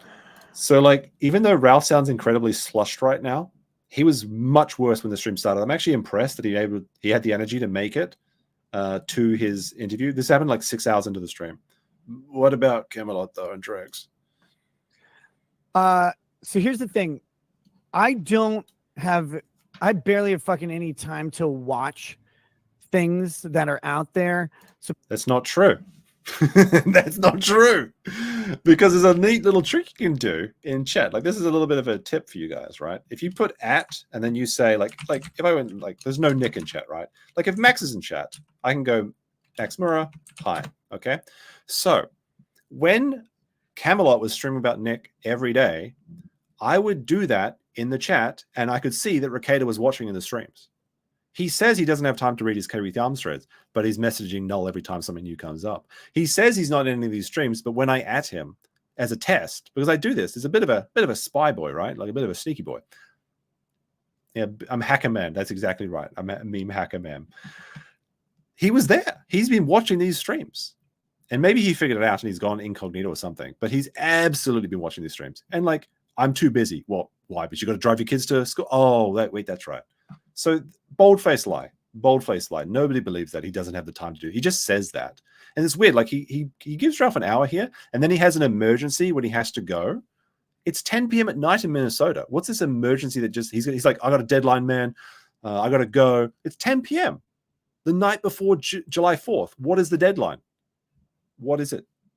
He's just lying. And he even says on his own stream, when he was streaming in his car driving around, he's like, what is it? I'm too busy, guys. And when I say busy, I mean not like physically busy, but in a metaphorical space. I don't have the bandwidth, man, to like be, it's just, he just doesn't want to do it. He's just lazy. He's not busy. He just doesn't want to do it. People will send me stuff about like, so-and-so said this, so-and-so said that. Here's the thing. I've talked to Camelot a couple times. Right now, most of the people I talk to are lawyers, and Camelot's racing and stuff. Like, I don't know what he said. Camelot's been my boy forever. So Camelot has been following this pretty closely. After the drug thing came out, he said this is pretty hard for him to believe, but if it's true, he's done. He's done with Nick, is what he said. But he's been pretty pro Nick until the drugs, the kid drug stuff came out. What? If I haven't heard him say, I hate exactly, you. Danielle. He literally super chatted. Drex, he's never said anything like Camelot. that. So he super chats like almost every Camelot stream. Make any decisions on that. Drex, dude, I've talked to Drex one time in like the past 8 months. That's kind of a weird thing, I think, for him to say. Like, I thought him and Drex were good friends, or at least it was portrayed so on stream. Like, Drex was coming up every other like week basically to bring his daughter to the Rekieta's house, and he just doesn't talk to him for 8 months. It's a bit weird. It's although like, you know what, I'll throw a bit of a bone here. Actually, there are many friends that I have that I don't talk to for 8 months, and then I can keep talking to them for like after that time and still be perfect friends. I think guys can do that. I'm not sure about women, but who knows? Nobody knows anything about women. They're a mystery. But I actually do have friendships that, maybe I go a year or two between talking to them and everything would just pick up fine. I think it is strange personally because it seems like he was coming to his house specifically so that his daughter could get away from the city and play in the fields at Rekieta's mansion or whatever with the kids. But who can say? I don't know what happened with Drex, but Imagine being a woman, I haven't exactly. talked to him. He hasn't been out here in forever. I'd love. Also, Camelot and Drexel said that they saw the pill stream, which is the last stream Nick did before the arrest. And apparently Camelot was DMing Drexel saying, should we fly up to Minnesota tomorrow to go check on him or do an intervention sort of thing? So allegedly they did want to help him. To hang out with him and actually catch up. I don't know what he said or not said either. I've heard some stuff, but it's I can't go off what other people say someone says. You know what I mean? So it's I'm focused on actually dealing with the real shit right now rather than keeping up what other streamers are saying. No, he's been watching pretty much everything. At least that's what Kibby Farms would imply. It's literally as soon as a document drops, he's in the DMs with Josh. So he's on there 24/7. And reading Rekieta's thread is basically a full-time job now. So that may explain why he's actually so busy. Let's see. Missing the Rekieta children. 1 minute clip. Whatever people think on the internet. I mean, my kids are the fucking most important part of my life. They're what drives. If that was true, why would you jeopardize them in such a way? You knew the risks when you brought this stuff into your house. You knew the risks when you started a polycule and would have big sleepover time with 4 adults in a bed while kids are hungry and so that Aaron has to go and make SpaghettiOs. So you say these things. I don't see why I should believe you. Now, maybe we only saw a small fraction of his life and maybe he was actually a really good father, except for the 1 hour a day he was doing drugs. Maybe. But that's not what I've seen. And that's not what you've said. You say your kids are the most important part of your life, but where's the evidence of such a thing? Literally every day. And there's a kind of a running theory that Nick idolizes Dick Masterson, that's his e-daddy. And the reason for the entire drug orgy-fueled midlife crisis is because he's oh man, if I didn't have these kids, I could be a celebrity right now, partying and with Dick and Jamaica and LA. So a lot of people think he resents his children. I don't know if that's true because I find it hard to believe that any father or any parent would resent their children that much. But people have put forward that theory. I mean, you can judge for yourself.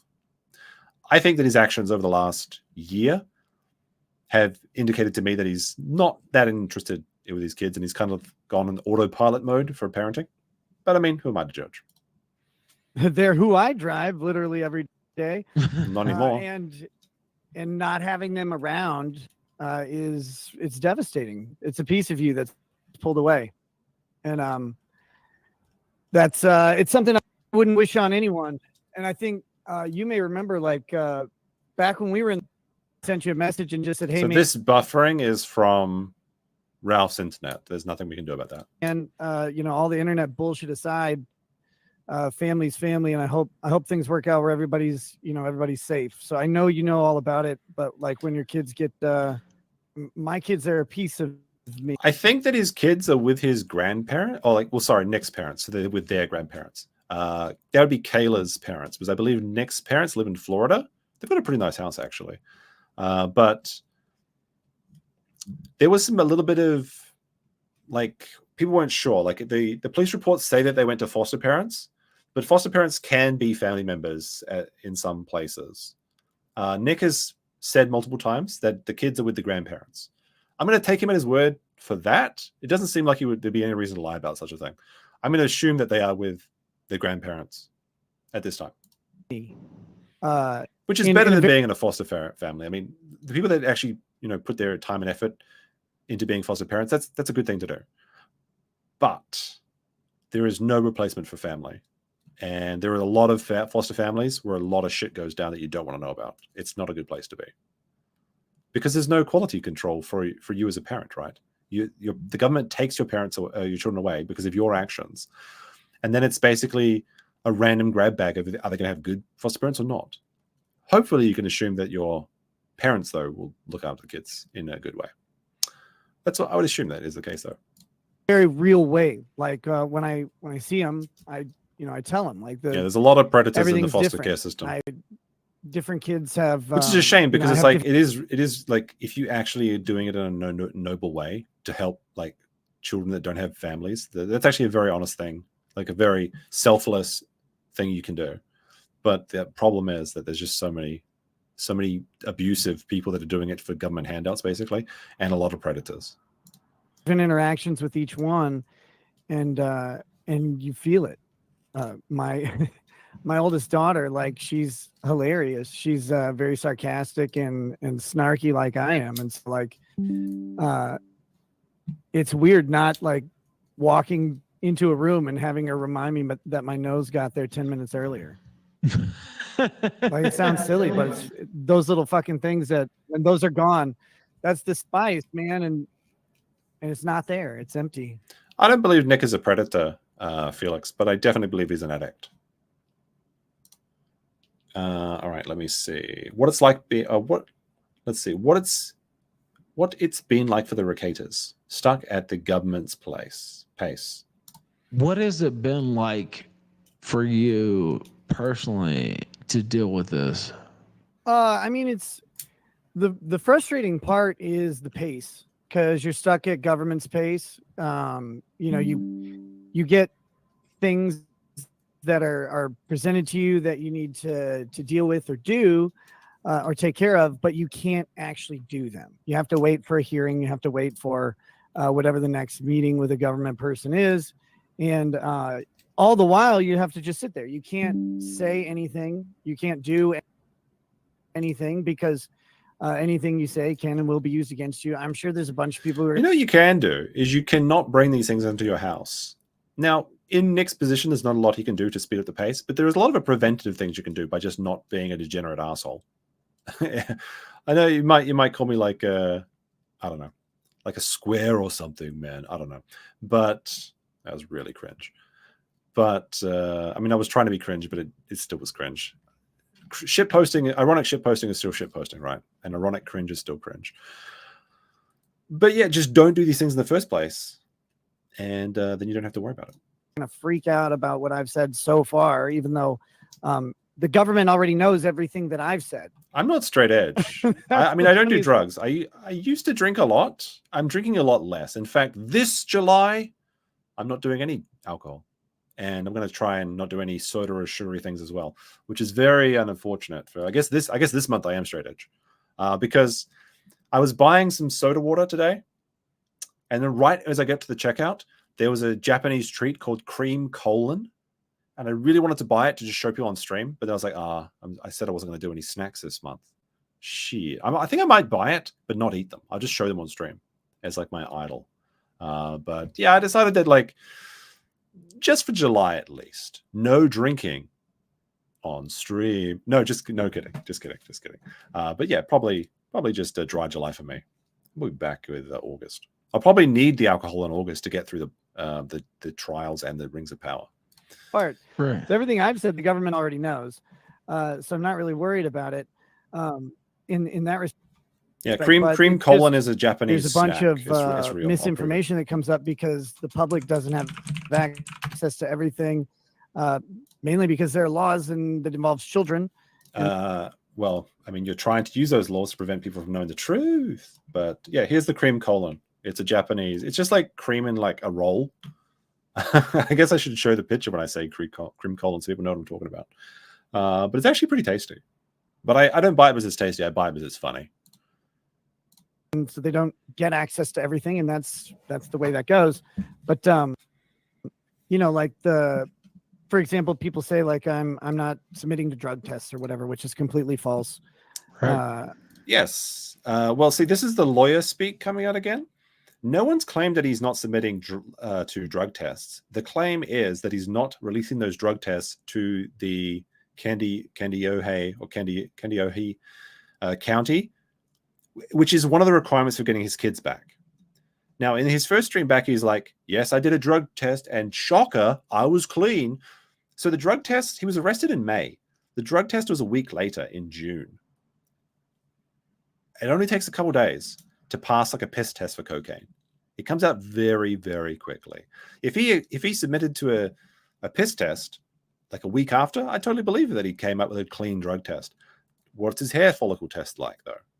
And does anyone actually believe that he wasn't doing drugs? I don't think anyone, even the deepest members of the Baldo bunker in the very bottom basement that have still got their Baldos on, praying for that escape, for their special fourth quarter government technicality win for Rekieta, so he did nothing wrong sort of thing. Even those people know that he was doing drugs, okay? So, like, it's a complete non-issue. I didn't pass the drug test. No one's claiming that. You're not submitting the test to the people that have the ability to give your children back. He said he did everything to get his kids back. He's not releasing the drug tests. And again, he's like, well, I can't release this evidence because it's going to hurt my case. How does a clean drug test harm your court case? The court is asking for a drug to see if you're clean. Are you clean? Yes. Can you prove it? No.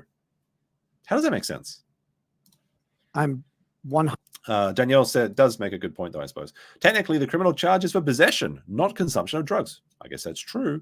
But one of the requirements to get his kids back is to be clean off the drugs. 100% compliant with everything that the government's asked me to do in regards to child custody stuff. That's completely counter to what the documents are saying. Compliant to what the government wants to get your kids back, but you refuse to release the test. As for the criminal case that's going on, we just don't have anything to do in the criminal case until our next hearing is the 21st. And so I just have to. The hair follicle test shows. My understanding is that the hair follicle test shows usage up to 3 months or 90 days previously. So unless you shave off your entire head, you take a few days sober or whatever, because I think hair grows like a couple millimeters. I don't know. I mean, I'm probably not the best person to talk about hair growth from, right? But, unless you shave off your entire head, then you're not going to be able to sneak around the hair follicle test. And also, Billy Oki with a Singaporean 2, thank you very much, says, that's it. I'm declaring him a nonce. I don't think he's a nonce, but I mean, could it actually get any worse? Surely not. Surely not. But at least now it can't get much worse. But it did get worse. That clip's probably going to be seeing a lot of use in the upcoming streams. So, I work with my lawyer and we figure out what to do ahead of that hearing, but that's a ways out. There we go. All right, let's go back to a longer clip this time. All right. This one's 2 minutes. We'll go to a longer one. 4-minute clip. Did Rekieta lose his way and being under the internet's microscope? Ooh, this is a good one.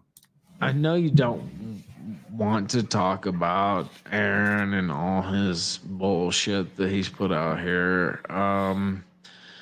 Did you lose your way in a certain respect? Did I lose my way? I don't know. That's a. Come on now. I was not going to play this. I won't play the whole clip. I have dealt but I'll with some skip. manipulators. I'll skip through this. Hold on. Has Nick lost his way? That's why a partner is happening. I'll just play this part. That's why a partnership is important. That's why you will never convince me that anything other than a monogamous heterosexual relationship is the ultimate best environment for children statistically and practically. I also don't think you should give kids cocaine, for example. Has he lost his way? Has he lost his way, chat? If you think he's lost his way, post a 1. If you think he's always been the same guy and he didn't do nothing right, press 2. Or nothing wrong, press 2. 1 for he lost his way. I don't know. That's a tricky one. No. He does this this is the voice he does when he's about to tell you some bullshit. I don't. Have I lost? I don't know. Did I lose my way? I don't know. That's an interesting question. That's weird. Because the answer to that could presume a set of circumstances that is true or not true or partially true. What I'll say is this. That's a lot of words to say nothing. As far as, again, whatever Aaron's saying, that's his own shit that he gets to say, and determine his credibility on your own. Sure. I'm not helping anybody do that. What I'll say is this: I made plenty of choices in life, and made plenty of choices about over the. Look, I made plenty of choices in life. Huh? I made plenty of choices in life. Wow. Deep thoughts going on here. I mean, to be fair, like the Ralph is the person he's talking to. So this probably makes a lot of sense to Ralph. Past year that I would do the exact same, and plenty I would do differently. And it's not really worth dwelling on that shit. You just learn from what happened, and then you modify your behavior going forward. I don't know if I lost. So you make choices, some are good, some are bad, and then you try and learn from your mistakes. Wow. Wow. Really looking forward to the philosophy streams. They're going to be good. My way, because I'm not sure what way I had other than the way I went. Does that make sense? No. Yeah, it does. Like, No, because you presented yourself, and hypothetically you were a person that believed in religion, family, monogamy, keeping your children safe from predators and dangerous substances and individuals. Presumably that's who you presented on stream. Well, that's who he presented on stream, and presumably that's what he was in real life. Somewhere along the road, fame or envy or that thirst for the road not taken in life corrupted him in such a way that he completely changed in a very, very quick it was like a 6-month period where he completely went off the rails. And he absolutely did play up this part of his personality, because he knew that the audience that he was courting, conservative people, people that felt maligned on the internet because of the pushing of like the left into every space and woke culture. Like, he definitely played up the Christian conservative man, the white pill that people saw and that they wanted for themselves. That was what he knew he could extract the most resources from, because those people don't have a lot of people out there that live this sort of lifestyle and are still successful and funny and interesting. And he absolutely grifted that for as long as possible, but then he grew to hate his audience. He began to hate them, and he's like, oh, I wish I had the cool audience, the Dick Masterson audience, the audience that likes to do coke and hang out and swing and I guess share each other, like do wife swapping and all sorts of shit. I don't know. But he absolutely, legit, he did trad dad streams. He literally had his, he's like, we're doing the Chad Dad panel today. Let's talk about how to be a good dad and not be a degenerate. And those streams disappeared, and the friends disappeared. And now he is potentially a much worse person than anyone he's ever criticized. We had talked about this, I think, in the last stream. Ron Toye, what did he do? Well, Ron Toye threw a remote at his wife, and he threatened to kill a judge's kid. He didn't actually act on it. Nick allegedly gave his kid cocaine. What is worse? I ask you.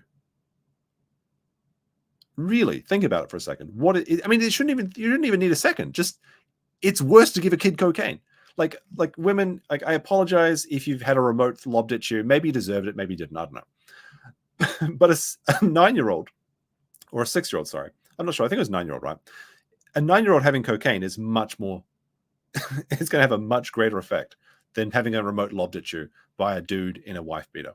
That's Ron Toye I'm referring to, allegedly. Zach with a $2, just about. Did Camilla write this response of him? Possibly. And again, I say this to people, they only get a glimpse of you from the streaming. And you and I have talked about this briefly, but See, this is true. You do only get a glimpse into a streamer's life, and Nick talks about this a lot. He's like, well, you guys judge me a lot, but you don't know the whole picture.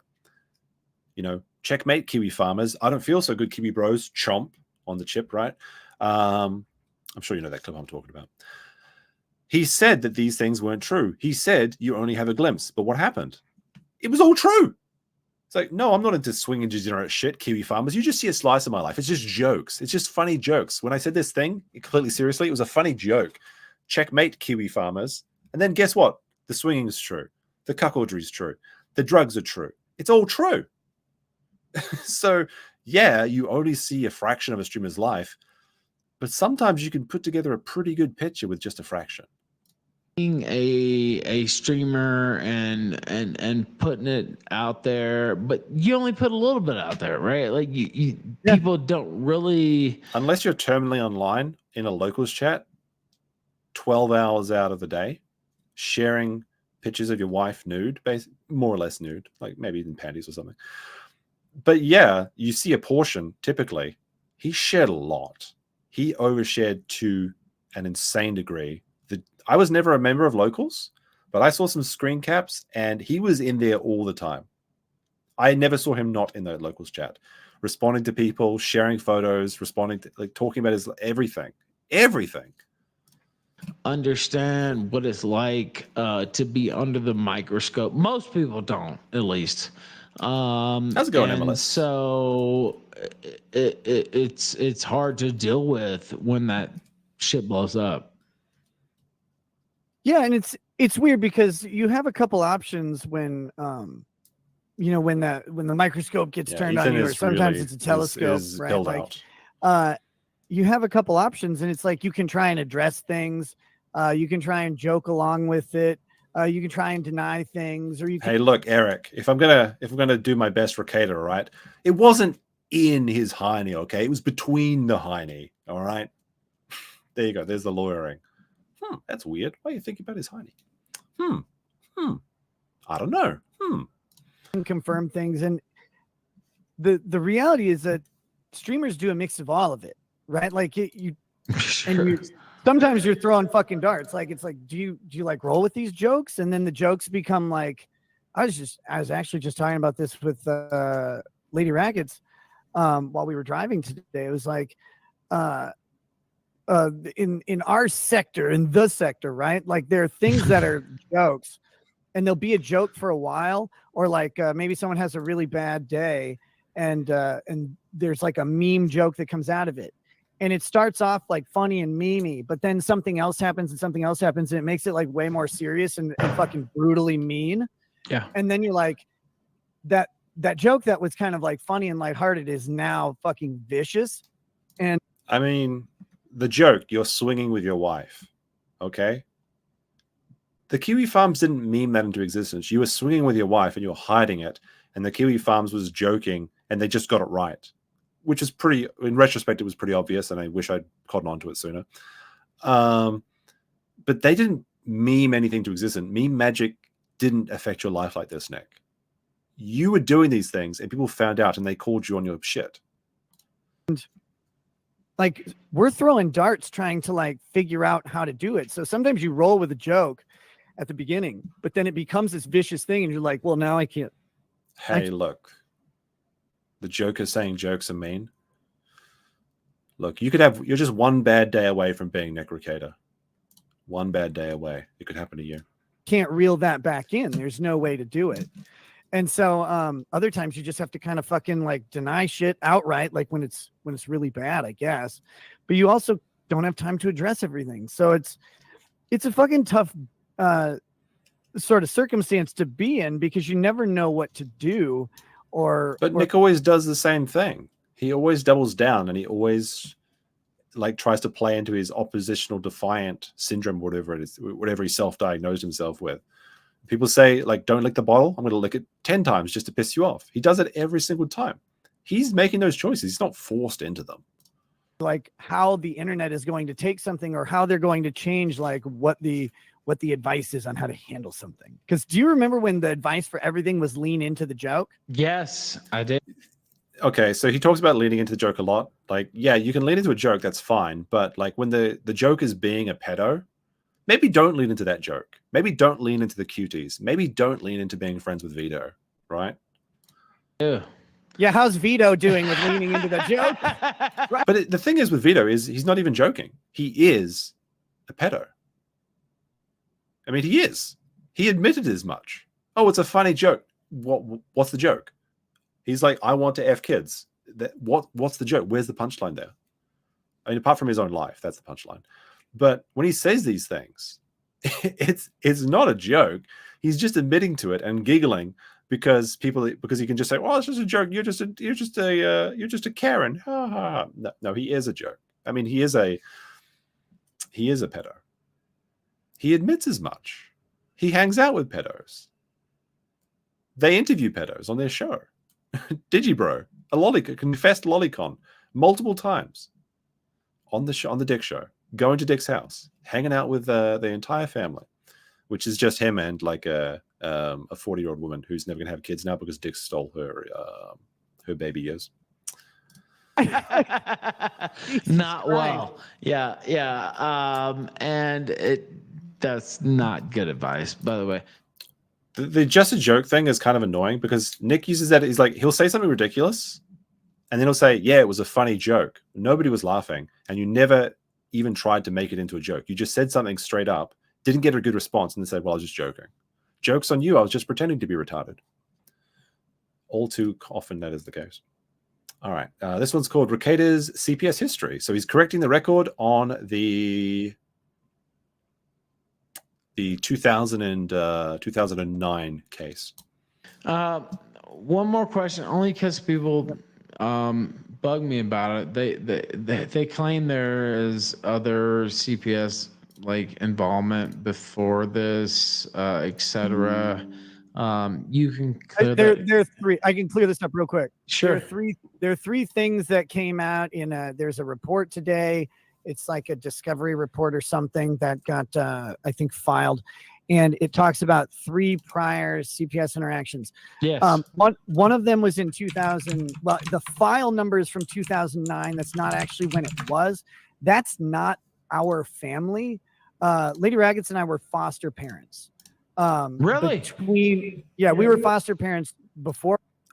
Again, I'll try and give Nick the benefit of the doubt here and assume that the family that the reporters were talking about is the children's previous caregivers. But when he said, like, I don't believe this, but it is possible. When he says it was not our family, is he saying that maybe he mistreated the children? Like there was a neglect report because they had Lady Rackets had some pregnancy difficulties. So if in those pregnancy difficulties she neglected the children and then it happened to those children, then I guess saying it's not our family is technically correct. I think that's a little bit disingenuous. And I'm going to assume that it's from the previous family, which is why they're probably in foster care in the first place, right?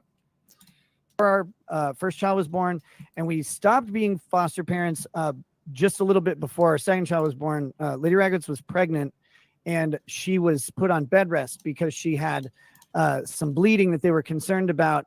And so we were no longer able to keep fostering when she was put on bed rest because I wasn't home and she wasn't able to lift, the kids. She's put on bed rest. Give this woman 50 cc's of Star Trek stat. No, I'm just trying to. That's a bit of a cringe joke, but I'm sure it was actually very difficult for her. Although it seems like she never got out of that bed after she went into it. Kids unfortunately had to go to another family, and then they were out of our care at that point. It had nothing to do with us. That's just. We're part of the file because we were the foster parents. I don't even remember the last name of that file. It was a long fucking time ago. There was like a February 15th report, and I have no idea what the hell is up with that report. It was so allegedly, I think Dick Masterson posted this on Twitter that was the same day that Nick got swatted. So the theory for this one is that there was a report made but that was not actioned on, where a swatter essentially reported child neglect. Just to try and get Nick in trouble and try and get the swatting team to go there and interrupt his stream. It just so happened that this swatter became like a prophet or something. Was ignored by CPS, and then there was a 515 or 516 report. That's the infamous one from our pastor. Yeah. And that one, like I didn't want to mention this, but I kind of agree with you. He couldn't step up then too. I let the kid go back to Nick. Like, you accept a child into your family, and like I do think that being a foster parent is a noble thing, provided you do it with noble intentions, right? But you accept this child into your life, a child that doesn't have a family, or has a family that's trying to hurt them, or has abused them. All right, they go through the foster care system, which can be like going from house to house to house to house to house, never laying down roots, never making connections, never learning how to interact with people. You accept the responsibility of this child, even though it's not yours, which is a noble thing. But then when things get too tough, you just give up on them, so they go back into the foster system. Like, if you weren't going to commit to it, don't start in the first place. Like, come on now. I mean, I can understand that you want, like, they had some pregnancy difficulties. So, you know, looking after his wife was his first responsibility, but then don't take the kid in the first place. If you're not going to commit to it, don't take them in. Was also actually ignored by CPS. It's called screening them out. So CPS found that there were not substantial allegations to meet the criteria to merit an investigation, and so they ignored them. Again, the CPS involvement in our family is strictly related to the execution of the search warrant and the allegations resulting sent $1 from that. Ask Nick if he will around release the the body. Next, sorry, Ralph has got $1 text-to-speech turned on. He must be desperate. that was Footage allegedly will- removed from our home. I have to Ask say all Nick these if he will alleged release to the make body sure cam. there's no whatever. But this is all the government allegations. That's what that's the family matter that we have. The other stuff was ignored by CPS and has not been re-pursued or anything like that. So people don't have to take my word on that. Believe me, disbelieve me, it doesn't fucking matter to me because I'm worried about the case itself. But hopefully someday I can like show you know, the story. Like, but I gotta wait till after everything's done. No, that's like a big lie. But like this is, he can't even look at the camera straight, right? This is the biggest lie. The lie is, I can't talk about the case now because it's going to endanger my case. Okay, there is some truth there, absolutely. But then the lie part is, I'll talk about it later. Okay, I can't talk about it now, but I promise I'll talk about it later. No, what happens if Nick gets away with this? If there's a technicality he gets off, or it's not true, you know, he's never going to talk about this again. What's going to happen is he's going to be, guys, the case is over. I just want to bury it and move on with my life. Like it happened months ago. It happened like it's probably going to be like 6 months, a year or something when this is all resolved. It's going to take a long time. When it's all resolved, he's like, look, guys, it's in the past. I don't want to talk about it now. It's done. Let's move on. So this is a promise that is never going to be fulfilled. I guarantee it. I promise you that. But it's such an easy lie to make. It's the promise I'll gladly pay you Tuesday for a hamburger today. That's the lie. Let's see. This one is called False Accusations from the Rekieta Church, correcting the record. So our church, you know, I'm not going to speak too much about it. Look, every community, it doesn't matter what kind of community is, has similar characteristics, right? People are effectively people. And there's some variation in some of the numbers of like, Wow, like a lot of people are voting for like almost 1,000 votes on this poll. Will Nick do jail time? Yes, 53%. No, 36%. And 11 people liked the stream. Come on, we can get more than 11% liking the stream. Come on now. Like the stream, guys. It helps me out a lot. Gossips or busybodies or people who are really accepting, you know, like that. There's some variation amongst groups, but it's all basically the same. You get a distribution of everything. And so, you know, let's just say that there's a lot of shit said by members of our church that is completely fucking false and completely baseless, like legitimately baseless. And if they had simply asked anybody, these things could have been dispelled. And I'll address one of them specifically because this one's come up a lot, or it came up a lot a while back. There's so much juicier stuff now. But there's an allegation, for example, that Lady Rackets and I went to a casino and left our children at home. Okay, here's the spicy part. Okay, so this allegation is that Nick, it wasn't just Nick, and by the way, the allegation is that Nick, April, Aaron, and Kayla went to a casino to go have fun, party, whatever, probably swing as well in the, you know, the back room or whatever, or the motel, wherever they went on Christmas or New Year's Eve. I can't remember exactly, but Aaron's birthday is New Year's Eve. And they left the 16-year-old in charge of the kids at home. Now, I don't have a problem with leaving 16-year-olds in charge of younger kids because, you know, most babysitters are usually only like 15, 16, 17. I don't think there's anything wrong with that. But I do have a problem with abandoning your children on Christmas to go swing with a degenerate couple. And that's the issue that I have with this story. But I don't care that the kid was left in charge. That's not the issue. The issue is that you abandon your family on Christmas to go have fun with your thruple degenerate lifestyle. That's the problem. Take care of our oldest. Now, for one, that would be legal in the state of Minnesota. Our oldest is old enough to do that. That's not acceptable in our house. That has never been, that would never be something that we would do. And the only times we have ever gone to the casino is there 3 times. They're going to the casino tomorrow, the Kino Casino. Yeah. Shout out to PPP and Andy. Love that show. Good stuff. Twice was for the Make-A-Wish ball. Wait. Let me rewind the tape. And the only times we have ever gone to the... A little bit more. This is old enough to do that. That's not acceptable in our house. That has never been... that would never be something that we would do. And the only times we have ever gone to the casino is there 3 times. Okay. Twice was for the Make-A-Wish ball. This year, you know, kids are making wish right now that they wish you didn't do all this stuff and they'd come home. They'd come home, right? And the previous year, and then the other time was at Christmas. All of those. So it's a true story. It's a true. He just said like, it's a true story. He's like, look, I don't know. This is a crazy story about us going to a casino. We went 3 times. One of them wasn't Christmas yet, so it's a true story. No. Look at that face. He's like, why did I come on this stream?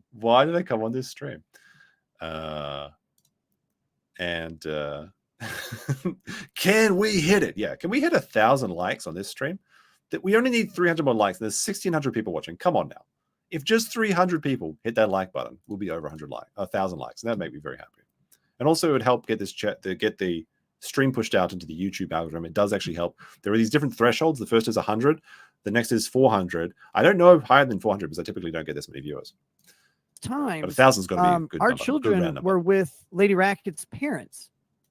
Like, so we've never. So you did leave. Like, that's the thing, though. You did leave your kids. You abandoned your kids to go to a casino on Christmas with your swinging couple. So it's a true story. Left our children, even if we you left them on Christmas to go party with a younger couple so that you could bang their wife and maybe get banged yourself. Who can say? But it's a true story. I don't care about the legality of leaving a 16-year-old in charge of the family while you go out like for shopping or something. Who cares? It's a true story. You admitted to everything. That's important. Like, I'm not a judge. I'm not a lawyer. This isn't a court of law. This is the court of public opinion. And you're fucking guilty because you just admitted it.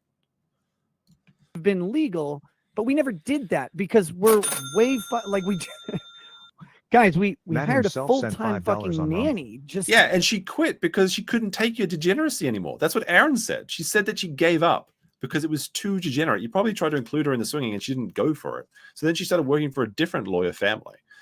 And then when the nanny quit, nobody picked up the slack. Like 2 stay-at-home parents and nobody can clean the fucking house. You have to hire a 3rd person to clean your house. It's so arduous to be a stay-at-home dad and a stay-at-home mom. You've got so much shit to do because you stream at like 11 p.m. till 5 a.m. You don't have any other time during the day to do a load of laundry. You need to hire a nanny. I can't imagine ever hiring a nanny. I don't really like strangers in my house, honestly. But I think that even if I was like wildly rich, I probably wouldn't hire a nanny because it's not hard to do a little bit of vacuuming and do a load of laundry. It takes like 30 minutes. It's not hard. Make sure that our children always had supervision and to make sure that there were always adults readily available to transport the children, to feed and clothe them, and that's to true. I don't understand they were supervised. that. I don't understand. He's and just so so like this, busy. Yes. It was wild to read Metaphorically that because like all you had to do is not ask us. You didn't have to ask us. All you had to do is ask Lady Racket's parents, who, you know, like this is a stupid thing as well. Like he makes a claim like you don't have to ask us, just ask Lady Racket's parents. Why are they, if they go to their parents and say, if anyone goes to their parents and say, hey, is this true that you're looking after kids while they're in casino? They're gonna say, shut the fuck up. I'm not telling you to do that. You're a stranger. Why would they answer this question? This is a ridiculous situation. All you had to do was ask us. He's never going to respond to that. His parents are never going to respond to that. Nobody's going to respond to this. They're just going to tell you to fuck off, weirdo. Stop asking about my kids' lives. What a stupid thing to say. These people know them. If they would have just asked, like, oh man, they went to the casino and they left their kids at home. What is it? No, they were at our house. That's it. Solved. And so it's like, but that allegation gets made and put in a document. And if you read that, it's like, well, someone heard that and told the pastor that. And he's like, well, I don't know if that's okay. Well, first of all, if you read the law, that would be okay. But second of all, we didn't fucking do it. And so, except you did. You admitted to leaving your family, your children, on Christmas to go to a casino to party with a couple that you were swinging with. So it is all true.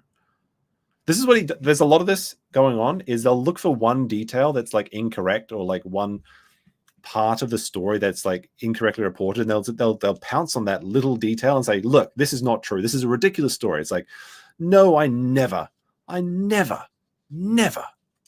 did. I never did injectable drugs. But what about all the other drugs? Well, I mean, you didn't ask that. I mean, like, come on now. so that gets This is the defense. It's like, well, no, like It's a small town. It's a small town. Yeah. Right, yeah. And if all people had to do is ask. It's like, well, No, but who could you like? All people had to do was ask. How do I ask this question? Do I contact Kayla's parent? Do I, as an internet person, an internet weirdo, contact your wife's parents and ask her? Is that how I do that?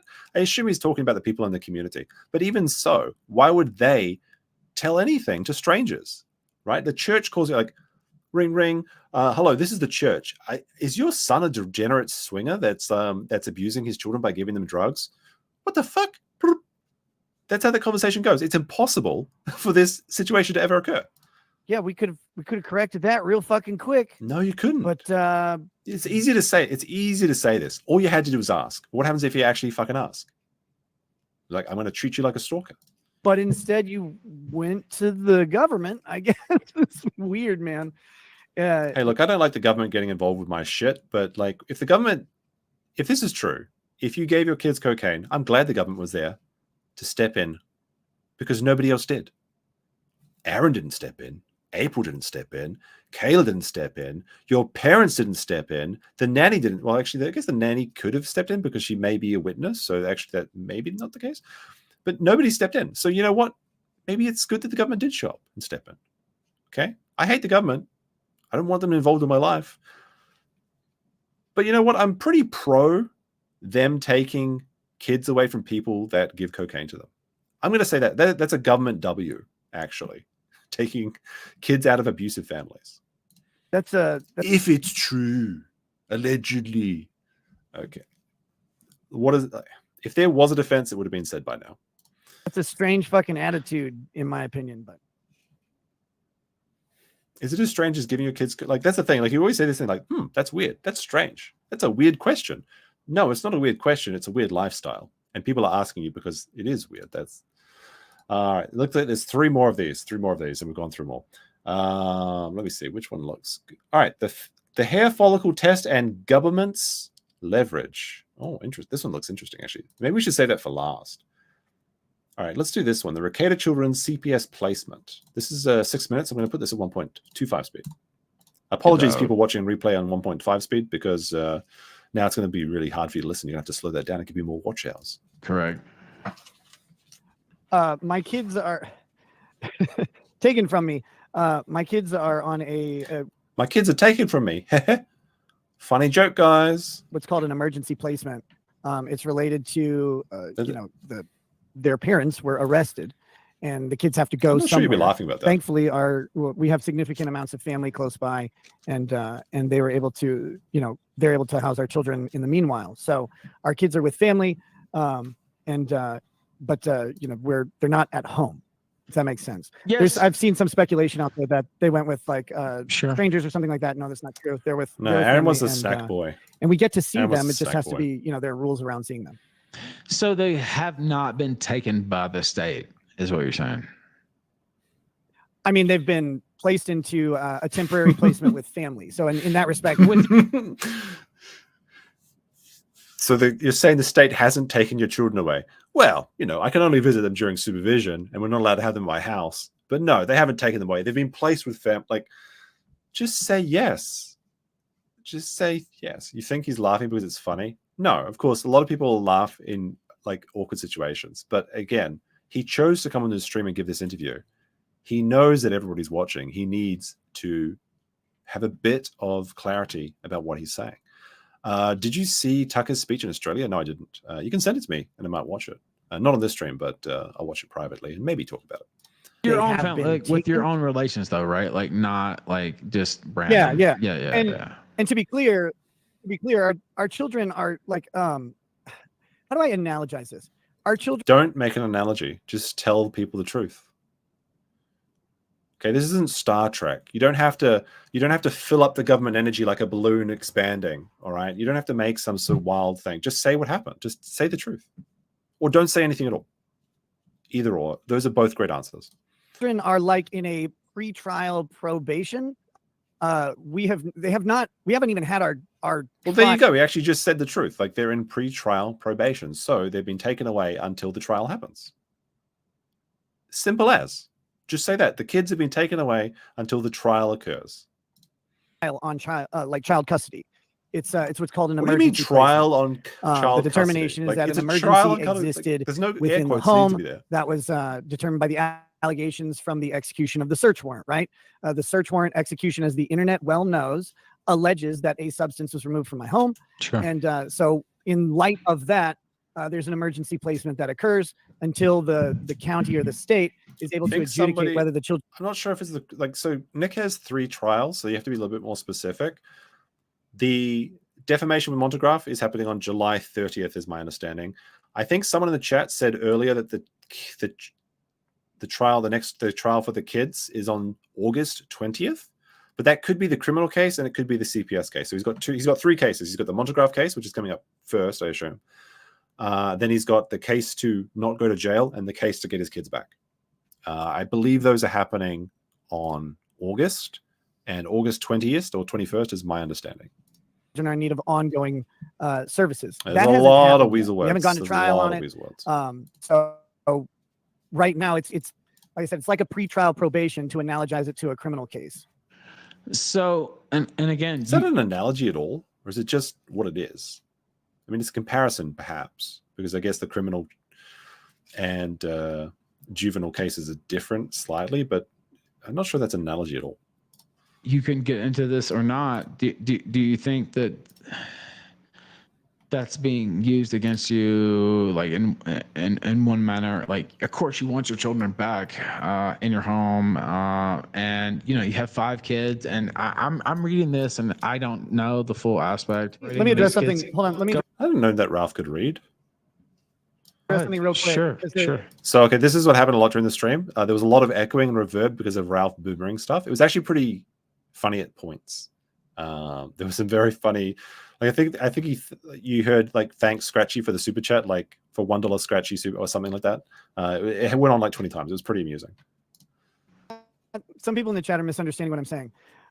The pretrial probation is us as the parents, and the children are in temporary placement. I'm not blaming the children. Anyone who thinks that I said I was blaming the children is retarded. I'm saying that there was an emergency placement determination made, and that's akin to a. Nick's not blaming the children. Ethan Van Sciver is. Probation. There's lazy children. They can't cook a meal. They can't wash some laundry. They can't clean up after 4 addicts. Lazy fucking kids these days. It's the millennials, right? Back in my day, I had to clean up my drug parents while walking 10 miles back to school with no shoes on. Lazy fucking kids. It'll do some good. It'll harden them up, make them real men. The actual trial on whether or not the children are in need of protective services happens later. But the way the state operates is that in the interest of the child, they defer to the side of safety, right? And so they presume that an unsafe condition existed because of the search warrant's execution. Once we go to trial, they'll make a determination if the children need to be placed into foster care or returned back to us, or if they need to go for like a temporary time. The state wants to move forward even farther. That all happens later. Realistically, from what I've been seeing, at best case scenario, Nick will be looking at 6 months to a year to get his kids back. Unless it's all it's always possible it all gets thrown out in August. But realistically, it's probably 6 months before he can be alone with his children again. Hasn't happened yet. At minimum. in my opinion. Right. Yeah. No, there will still be a determination on that. But and again, I hate to be Larry King here or whatever, but like, what has that been like on you? Like, I feel like I know how it's like where people demonize you and you're not a real person and you're considered, just a demon or whatever. What has that been like for you to do? I mean, demons do offer Faustian bargains, right? Like, you could take some of this delicious Coke, it'll make you act proper, but you're going to need more and more of it. I'm not sure I'd call him a demon, but it's kind of a demon's offer. With this, that part is, it's simultaneously frustrating and it's also not. Because one thing, of course, the truth, like, what happened. Yes. No one else knows. The state doesn't know. He doesn't mean Ralph in particular, by the way. Obviously he's talking about himself, right? I think Ralph thinks that he does know the inside story, like the inside scoop. He knows the truth. But who knows? They have to construct. Oh yeah, that's right. Ralph ate a burger out of the trash, didn't he? I forgot about that. The extra detail about Ralph. He ate a burger out of the trash, I think, during Knoxville. Is that correct? That's good. I go and the state go and we argue our stories. That's court, right? So that hasn't happened yet. But in the meanwhile, what happened in your own house and with your own kids. Sure. And do you though? Like, if you're drunk or if you're high all the time, do you really know what went in your house? Is that one of the possibilities here, that Rekieta was just so strung out he had no idea what was going on? Not sure. And Sandy's got a very true comment. Can you all hit the like button?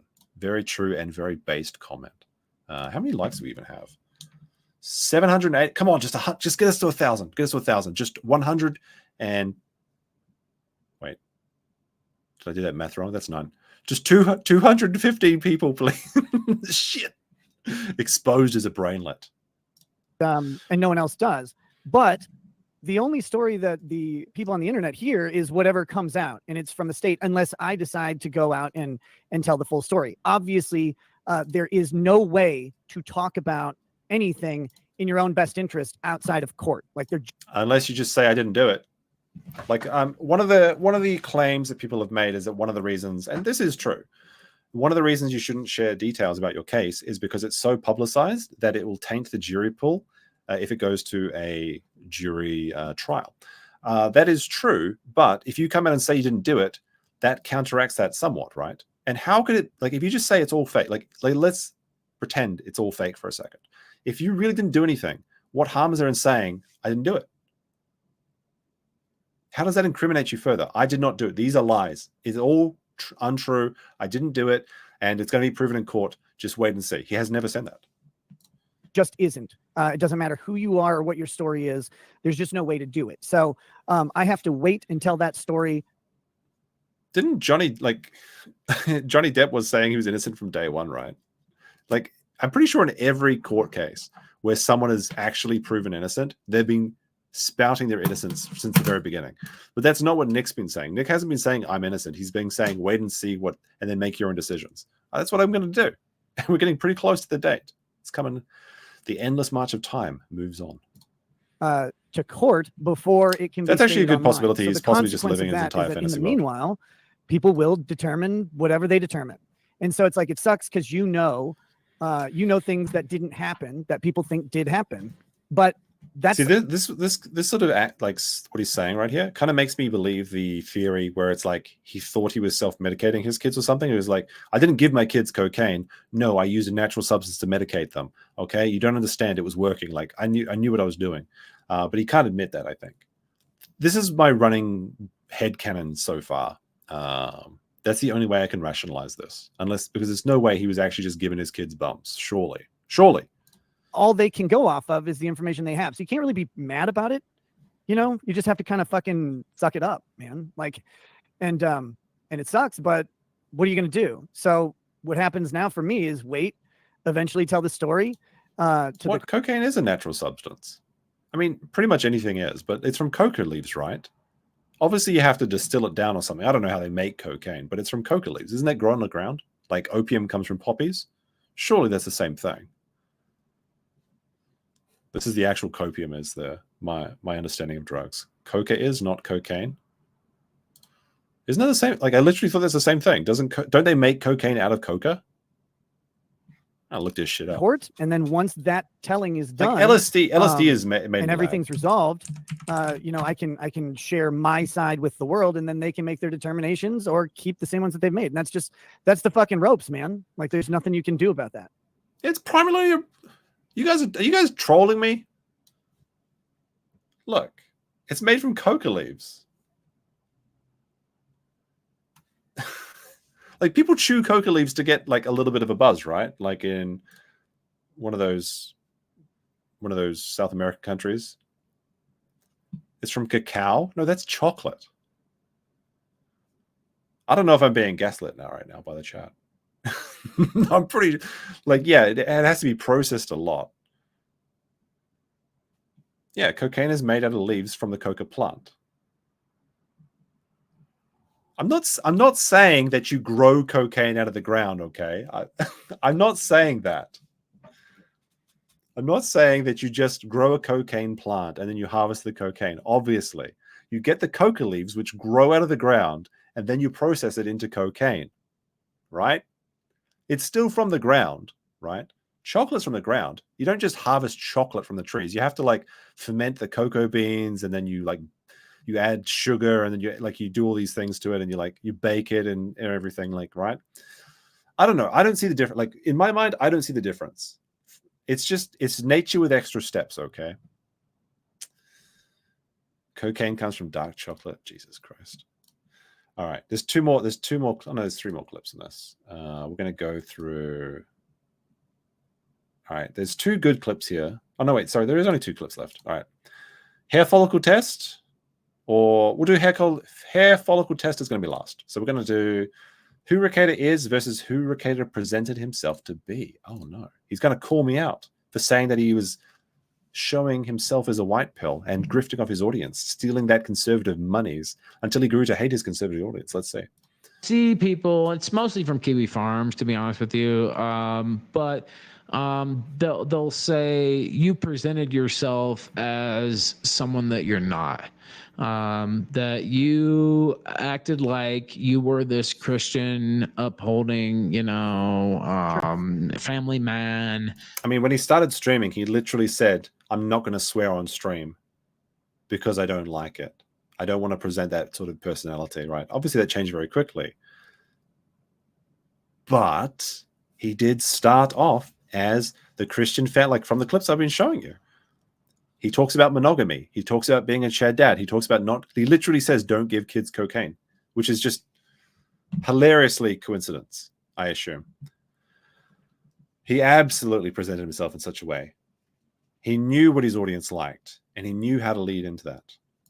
And you weren't actually that person, and they felt personally hurt enough about it that they wanted to attack you. Like, if you spend like weeks making fun of cuckolds like Jack Murphy, and you say cuckoldry is bad, and then you say swinging is bad, and you say drugs are bad, and you go and do all of these things, yeah, people get pissed off because you lied to them. People don't like to be lied, like straight up. They feel like you feel stupid. Like, oh, I can't believe I trusted you. I can't believe I listened to you. Yeah, it makes them fucking mad. Which is also a totally different level. Like that's one thing. It's one thing to say like, okay, this guy wasn't what I thought he was, and I just like said fuck him. But also it's another level to say, oh, he wasn't what he thought he was, and now I want to attack him. But your thoughts on that, allegation, because it's out there. Sure. So it's like in 2 parts. One is Nick presented himself. Well, let's do it in backwards order of what I was going to do. Am I the same person that I was when I started streaming? Well, no. I'm not sure that was part of the question, but he does like to say this, like, I changed over time. Everyone changes over time. That's the part of life. That is life, changing. But there's changing, and then there's going back on things that you hold as core points of your morality. It's not changing. It's a complete betrayal of what you used to believe in, what you used to stand for. one, I think streaming itself changes you because That is true. Streaming makes you a retard. There's something about it. I call it streamer brain, but I mean there could be a lot of different reasons for it. There is something about the lifestyle of being a streamer. Like if you don't go, like if you're not beholden to going into work, you don't have to get up and like get to that bus or that train or that drive into work at like 9 a.m. Your brain starts to expand in this weird way. Like not expand in a good way, like you're getting smarter, but it's like, well, I don't need to get up to go to work, so I guess I could stay in bed for another hour. And then you stay in bed for another hour, so you may as well stay up another hour at night. And it gets to the point where you keep staying up later and later and later, and then it's like 5 a.m. and you're doing all sorts of degenerate shit. It's not a good lifestyle, honestly. I'm not like a full-time streamer, obviously. Like streaming is like a hobby for me. Although I do a lot of online work, and I do work for myself, and I do work from home. I have to go out of my way to like go outside and just interact with people because I become like a troll sometimes, like an actual, not like an internet troll, but like an actual troll, like living under a bridge. I need to get out there and get some, sunlight, vitamin D, right? I need to get that D. And like before I started streaming, and one of the reasons I actually started streaming was I realized that I wasn't interacting with people enough, but I wasn't speaking English enough. Because I live in Japan, right? And if I work from home, I could go weeks. Like I could go straight 5 days, like from Monday to Friday at my house, at my computer, not even saying a word. And if you don't use it, you do lose it. So yeah, sometimes I mess up a lot of things that I say. It's because I just not speak English. I don't speak English as much as I used to. It's kind of funny it's kind of crazy how you start to decay in this sort of way. If you don't just interact with people. We are social creatures, and a lot of our brain is devoted to language, interaction, social dynamics. Keep practicing. Oh, very rude. A lot of rats in chat today. No, just kidding. I love my chat. A little bit of spicy banter is fine though. No problem with that. But yeah, the point I'm making is when you're not beholden to somebody, when you don't have a need to go out, it changes you in a way. And you start to become like a golem-like troll.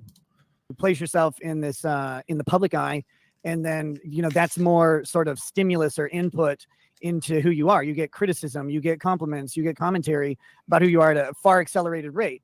If you think about how long it takes you walking around your town to encounter 1,000 people, and yet right now in this live stream we got like a couple thousand people watching right now. So you got a couple thousand people who are it's not even remotely comparable because you're not interacting with every single person in chat. You're mostly just talking to the ones that give you money.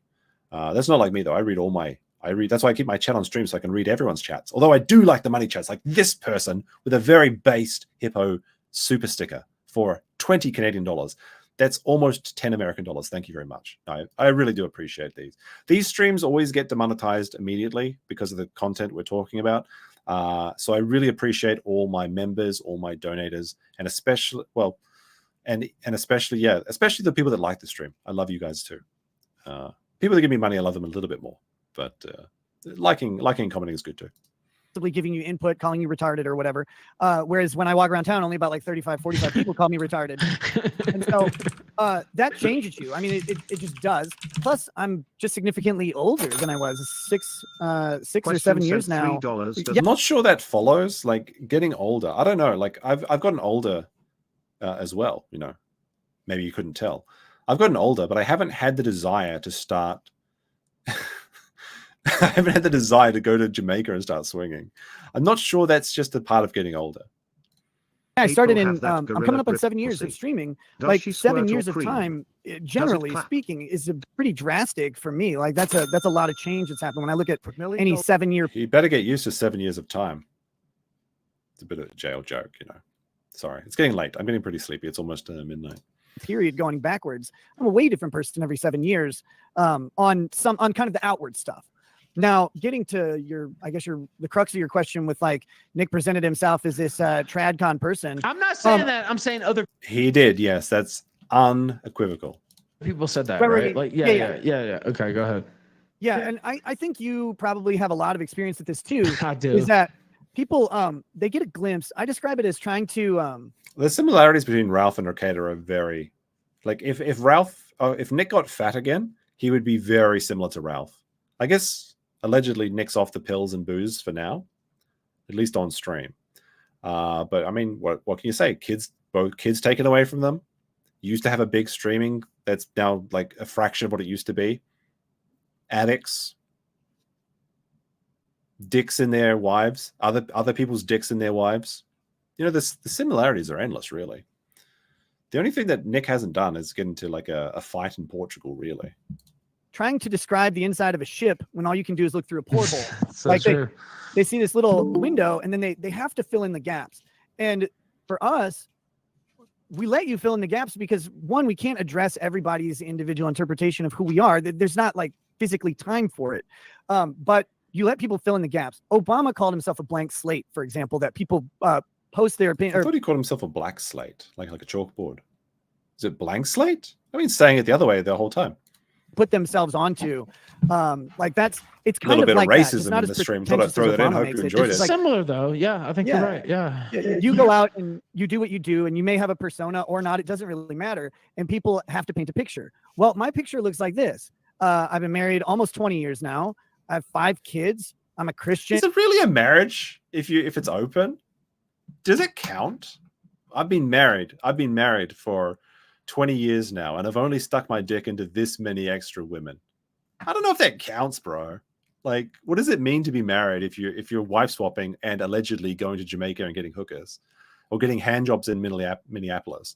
Like that, if you weren't watching his stream when that happened, like he was saying, like he was on a panel stro and he was like getting mad about some law case or something. Like I think they were watching a trial, and he's like, I think his Sean was on that stream actually, and he was like, do you know how much hand jobs I could get? Like, but he said it like mistakenly. He was like, I could be in the Twin Cities right now. Do you know how many hand job masks? Like he said it, and he knew that he'd fucked up, but then he landed into it. He's like, well, I said something so ridiculous, I have to keep going with it like I meant to say it. He absolutely has been going to the Twin Cities and getting these hand jobs, like these rub and tug places. The way it slipped out, it just has to be true. You couldn't convince me that's not true at this point.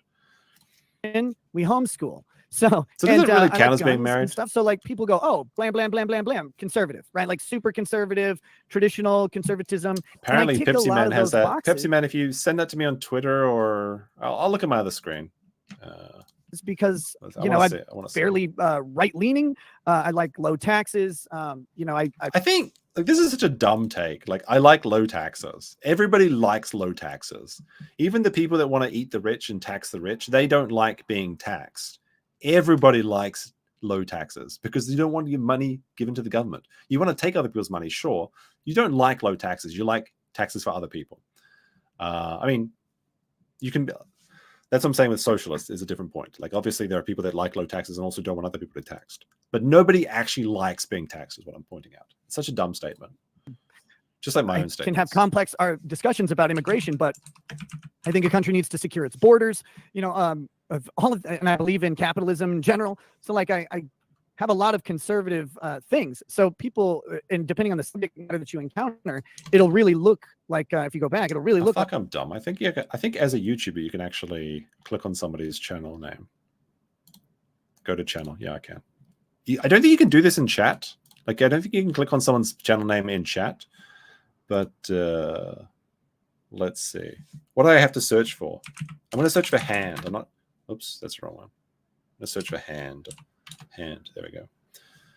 What's the video's name, Pepsi Man? Tell me the video's name. And I'll search for it. Super conservative. But there are a lot of issues that I'm pretty damn socially liberal on. And I've also grown more socially liberal on some issues, as time went on. So like that, the combined effect of as people get exposed to just different facets of who you are, they can take that as like a betrayal. Like you promised them something and then you did the opposite. It's like, well, I didn't really promise it. And they're like, you didn't portray yourself that way. It's like, well, there's a lot of ways I haven't portrayed myself because I didn't really have the opportunity to do so. But so apparently these are people calling into the show. Okay, look up. Rekieta is turning into Wings of Redemption. Did Wings of Redemption get a hand job in the Twin Cities? Rekietalaw is turning into Wings of Redemption. All right, there's a 1 minute. Let's have a look. Quick look. For whatever reason, I knew Sean was on this clip. People who watch me and Emily D. Baker and Long Crime are like, oh God, I really want to find out. No, you don't. It's giving into the grift. You're saying he's giving into the grift? Yes. Hold on a second, but I'm giving into the grift. I hate this trial. I hate everything about this. 3 weeks. I've wasted 3 fucking weeks of my life, Kurt. I'm sitting here and I'm going. Remember this quote when he's talking about how much he wants to do trials again. He always hated trials. He loved the money. He always hated the trials. Why in goddamn hell am I watching this? You know what I could be doing, Kurt? You know what I could be doing? I could be sleeping. I could be eating. I could be cooking. I could be going out and doing chores. I could be spending time with my kids. I could be spending time with my wife. I'd be going to the cities and getting goddamn happy ending massages. I don't know. Literally anything. There's a little bit of a Freudian slip there, right? Out and doing chores. I could be spending time with my kids. I could be spending time with my wife. I'd be going to the cities and getting goddamn happy ending massages. I don't know. Literally anything other than watching this trial. Why am I watching this trial? It's a fucking grift. Of course it is. But wait a second. You're chastising them for the grift. That's the part I don't understand. Isn't oh. Hold on. I want to go. There's one more thing I want to look at this clip. Goddamn hell. Am I watching this? You know what I could be doing, Kurt? You know what I could be doing? I could be sleeping. Sleeping? Yeah, he does a lot of sleeping, sure. I could be eating. I could be cooking. He doesn't seem to cook much anymore. He could be eating though, but he looks like he's too thin. So he likes sleeping. He doesn't really like eating anymore. He doesn't like cooking anymore. I could be going out and doing chores. I could be He's never done any chores. That's why he had a nanny. spending time with my kids. I could be Can't do that anymore either. spending time with my wife. Not spending time with his wife. He's spending it with April. I'd be going to the cities and getting goddamn happy ending There you go. So the only things he really does now is sleep and go get happy ending massages. There you go. There you go. You know, I don't know. I try not to like make it into anything bigger than that. If people change, like if they think the you beeping change, is so they don't excessive. like I think I was out. It was fucking hot today. It was like 34 degrees Celsius. It was rough out there. I remember listening to this while I was walking outside, thinking about it's so damn hot. Milk is a poor choice. you are, then okay. Sorry. I'm not like I know who I am and where I believe I've changed. Other people have different opinions. Hey, Shinji, get in the fucking robot. No, just kidding. But yeah, it's kind of. I don't think it was a LARP. Like I think it used to be real, and then it changed when he became a streamer. I don't know. Maybe he had a midlife crisis. It seems like it was the Johnny Depp, like around the Johnny Depp trial, it kind of broke him. Because like he had to work, like the Johnny Depp trials were like, what, 12-hour days or something. It was just too much work and it just drove him insane because he's allergic to work. That's why he has a heat allergy. I mean, don't even think about the judge has to be there the whole time the trial's on. Don't think that the jury has to be there, the witnesses, the defendants, the prosecutors. They all had to be there at the same time that Nick was there because he was like he was just watching what they were doing. But it was much too stressful and it broke his mind. And that's, I think, where the downfall started. But who can say? Who can really say? When do you think it started, the downfall into degeneracy? Linda with a 2 says, great stream. Glad I found it. Thank you very much. I appreciate it. I think like a lot of people that are watching these streams or participating in these sort of streams used to be avid fans of Rekieta and were let down by him. And like you say, well, I had no response. Like you didn't maybe have a responsibility to us, but you had a responsibility to your family. And seeing a story about a man that had everything, allegedly, he had the wife, he had the kids, he had the trust fund, he had the house in the country, property, deer he could shoot, raccoons he could drown. He had it all. There's something fascinating about watching these stories. It's like the true crime thing, right? Like you watch these true crime shows because like you like to see like, you know, you want to think like, you know, if I was in this situation, I would escape from the murderer. And then you watch this sort of downfall of this man that had it all and threw it away for a crumb of pussy and getting high for a couple of days or something. And you're like, you just think about like, is it that easy for it to happen to anybody? Surely not. I don't think it is. But it really makes you think. And Excumer with a 50 Corona says, I posted about how to make cocaine in the Discord. Well, this stream's never getting monetized. Your definition of natural is the same as from Earth, so nothing is really unnatural by that. Yes, that's correct. I believe that everything is technically natural because it's from the Earth. There you go. But no, like, you know what I mean, though, right? What I'm saying is that because people used to brew medieval drugs with cocaine, or coca leaves, I should say. They chew coca in high altitude parts of like South America, I believe it is. I'm not sure exactly. But you can buy coca leaves there when you go there and chew them, and they use it as a natural remedy because it makes you a bit numb, and apparently it makes the altitude sickness better. because you get a little bit high. So my assumption is that Nick is thinking that because this is a natural remedy, that this cocaine, this like purified cocaine, is more or less the same thing. If I just adulterate it with maybe like a little bit of like hot water or something like that, dilute it down. But I don't know. I don't know because I don't know how they make cocaine, I guess. But I'll look at how they do it, and maybe I'll adjust my statement. But it's more or less natural product. It's just it's harvested from plants. That makes it a natural product, right? Surely. I mean, rubber is harvested by plants too. I don't think we really consider rubber to be. I mean, they could literally come from rubber tree. I don't know. It's getting too late. One more clip to go. Like I don't mind. If you like the show, keep watching. Barack Obama's trying to join the stream. Oh no, he heard about the black slate thing. If you like making fun of me, keep watching. And if you don't, like, peace, man. It's cool. It's part of the business. All right. Last one. The hair follicle test and government's leverage. The Rekieta children. This is a 5-minute. We're going to watch on 1.25 speed. And I'm going to shill a little bit this video that I made today about the Japan's crazy politics before we get into this. One candidate.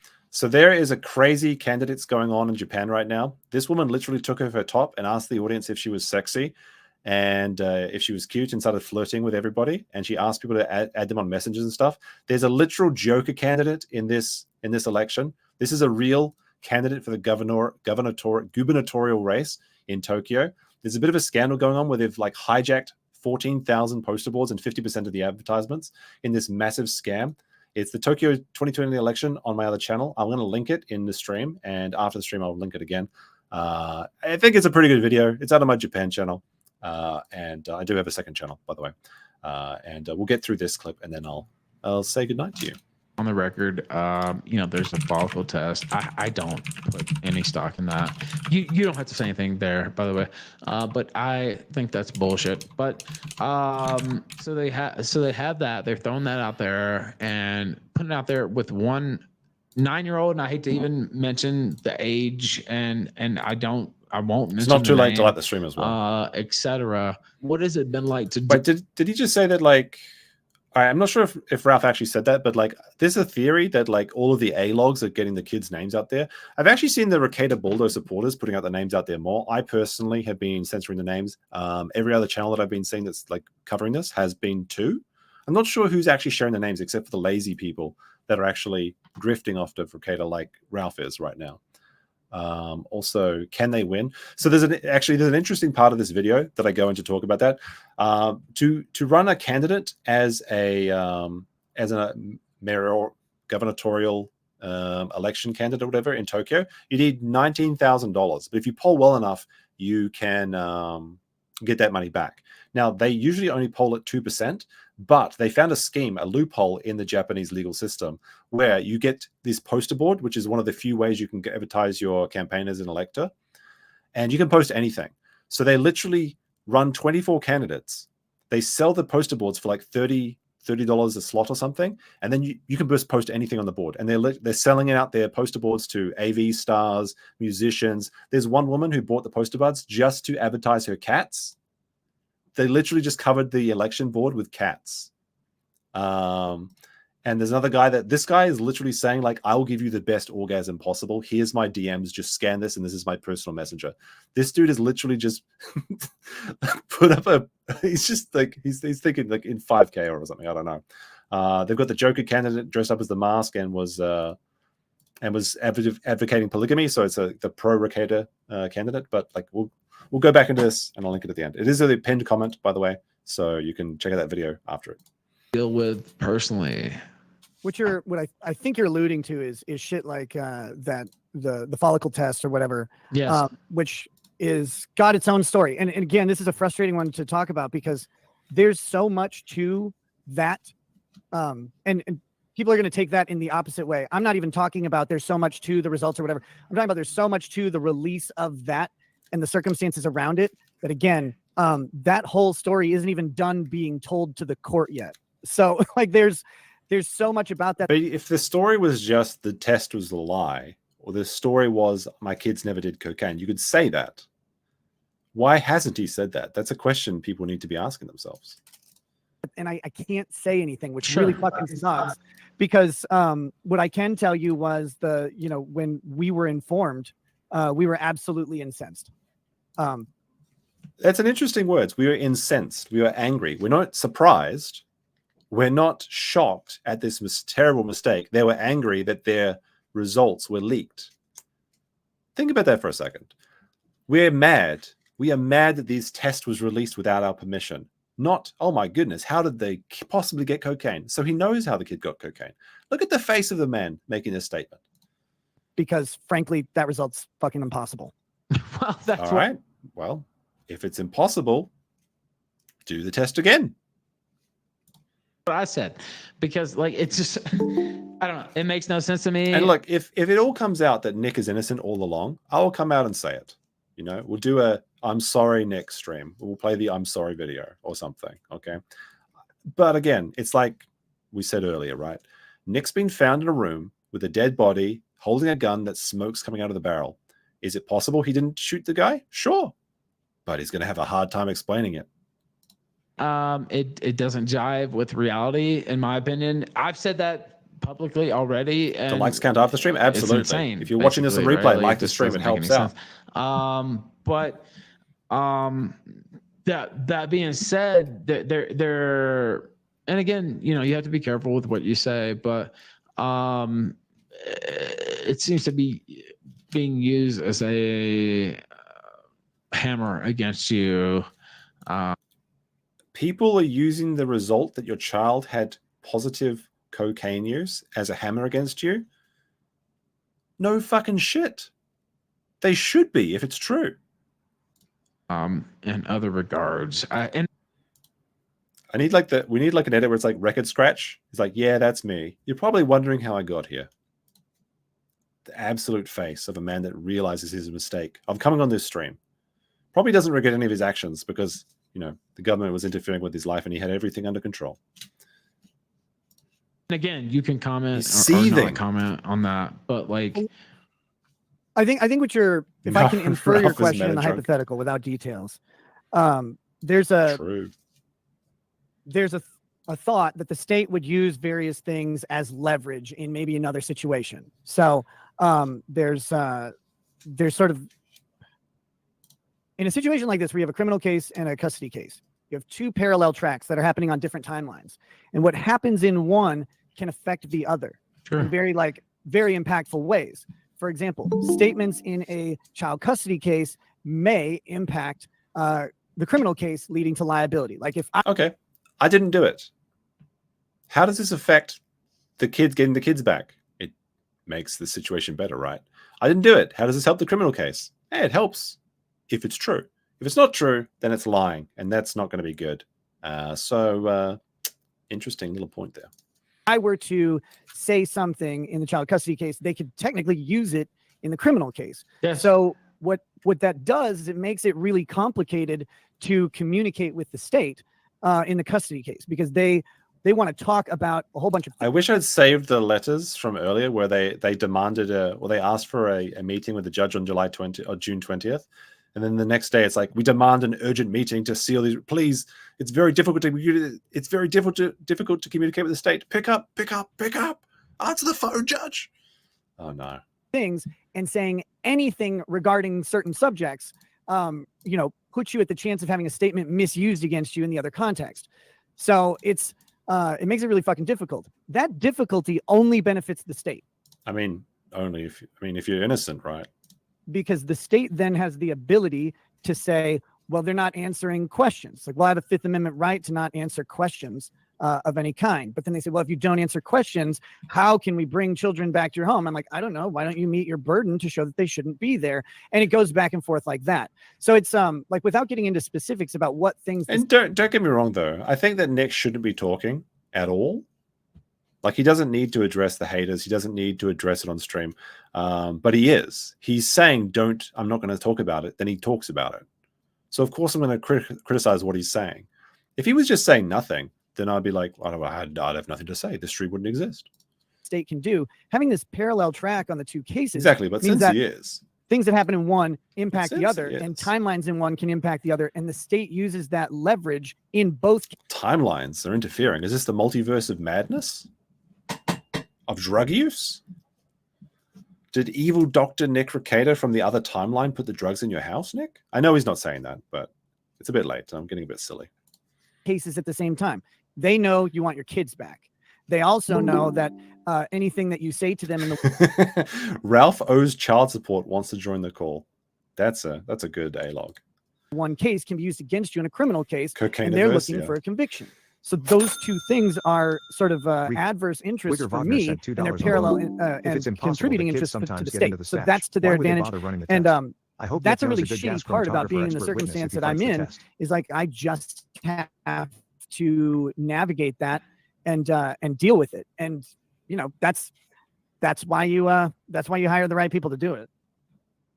That's why he's not representing himself.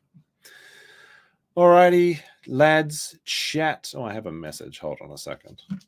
I will briefly check this message is not stream related. What is this? Here's the Aussies. Oh, okay, I'll check that out privately. Thanks for sending that link through. We will check that out. All right, that is the end of the stream. I will give one final shill. Thank you for watching. Thank you for joining us. We will be doing the body cam footage, at least one of the videos in entirety, maybe not all 5, but we will skip between them after we get our team to work and find out the juicy bits so we can play Baldo bingo, looking for the weird things in Nick's house, but mostly just to see the actual state of the house. That should be out pretty soon. Again, if you want to see Japan's unhinged political scheme, where they haven't, like, they've got a guy, Dr. Nakamatsu, he's 96 years old. He's 96 years old. He posts video of himself wiggling his own ears. He's running for mayor of Tokyo. Look at this. He literally posted a video of him wiggling his own ears. He is an inventor. He has got over 3,000 patents. He claims to have invented the floppy disk. I don't believe him, though. But he claims that he invented it. He gets all his ideas by going underwater and drowning himself. And then in the 0.5 seconds before you die, that's where he gets his ideas for inventions. He's one of the candidates in the Tokyo gubernatorial race. This is a great video. You've got this cute girl who's flirting with you. She takes off her shirt immediately. Look at this. With her address titled, "Watch My Cute Political Speech Broadcast Party." Which, and I remind you that this is real. This is like, so as I explained in this video, every candidate gets equal time on TV. So they just have all these candidates that are just trolling for 6 minutes straight on national TV. And this chick straight up took off her top and starts flirting with everybody. Like, "Am I kawaii?" And begins flirting with the voters, asking them to add her onto Line Messenger. And she's actually kind of cute, though. I will say that. But you'll have to watch the video. It is on my other channel, my second channel. It's right there in the chat. It's also the pinned comment. With that said and done, you will see me to... no nips. No, they're everywhere. I live in Japan. With that said and done, go watch this video if you want to. If not, then we'll be back tomorrow, but with a probably non-Rekieta topic, just a Friday stream. But if the body cam footage comes out tomorrow, you can be promised that there will be a stream tomorrow about that. Until then, I hope you enjoyed this stream. And what else? Oh, you know what? We've got to play the outro. The new, I guess, the intro today, but also the outro for today. So I'll play that, and then I will be gone. So peace. Don't give your kids cocaine. I have dealt with some manipulators in my life, dude. And one of the funniest things is trying to get them to just admit when they're manipulating. Yeah. They won't do it. They can't. They're incapable of saying, I did the thing. Like, well, this happened. That's why a partnership is important. That's why you will never convince me that anything other than a monogamous heterosexual relationship is the ultimate best environment for children statistically and practically. I also don't think you should give kids cocaine, for example. Hypocrisy.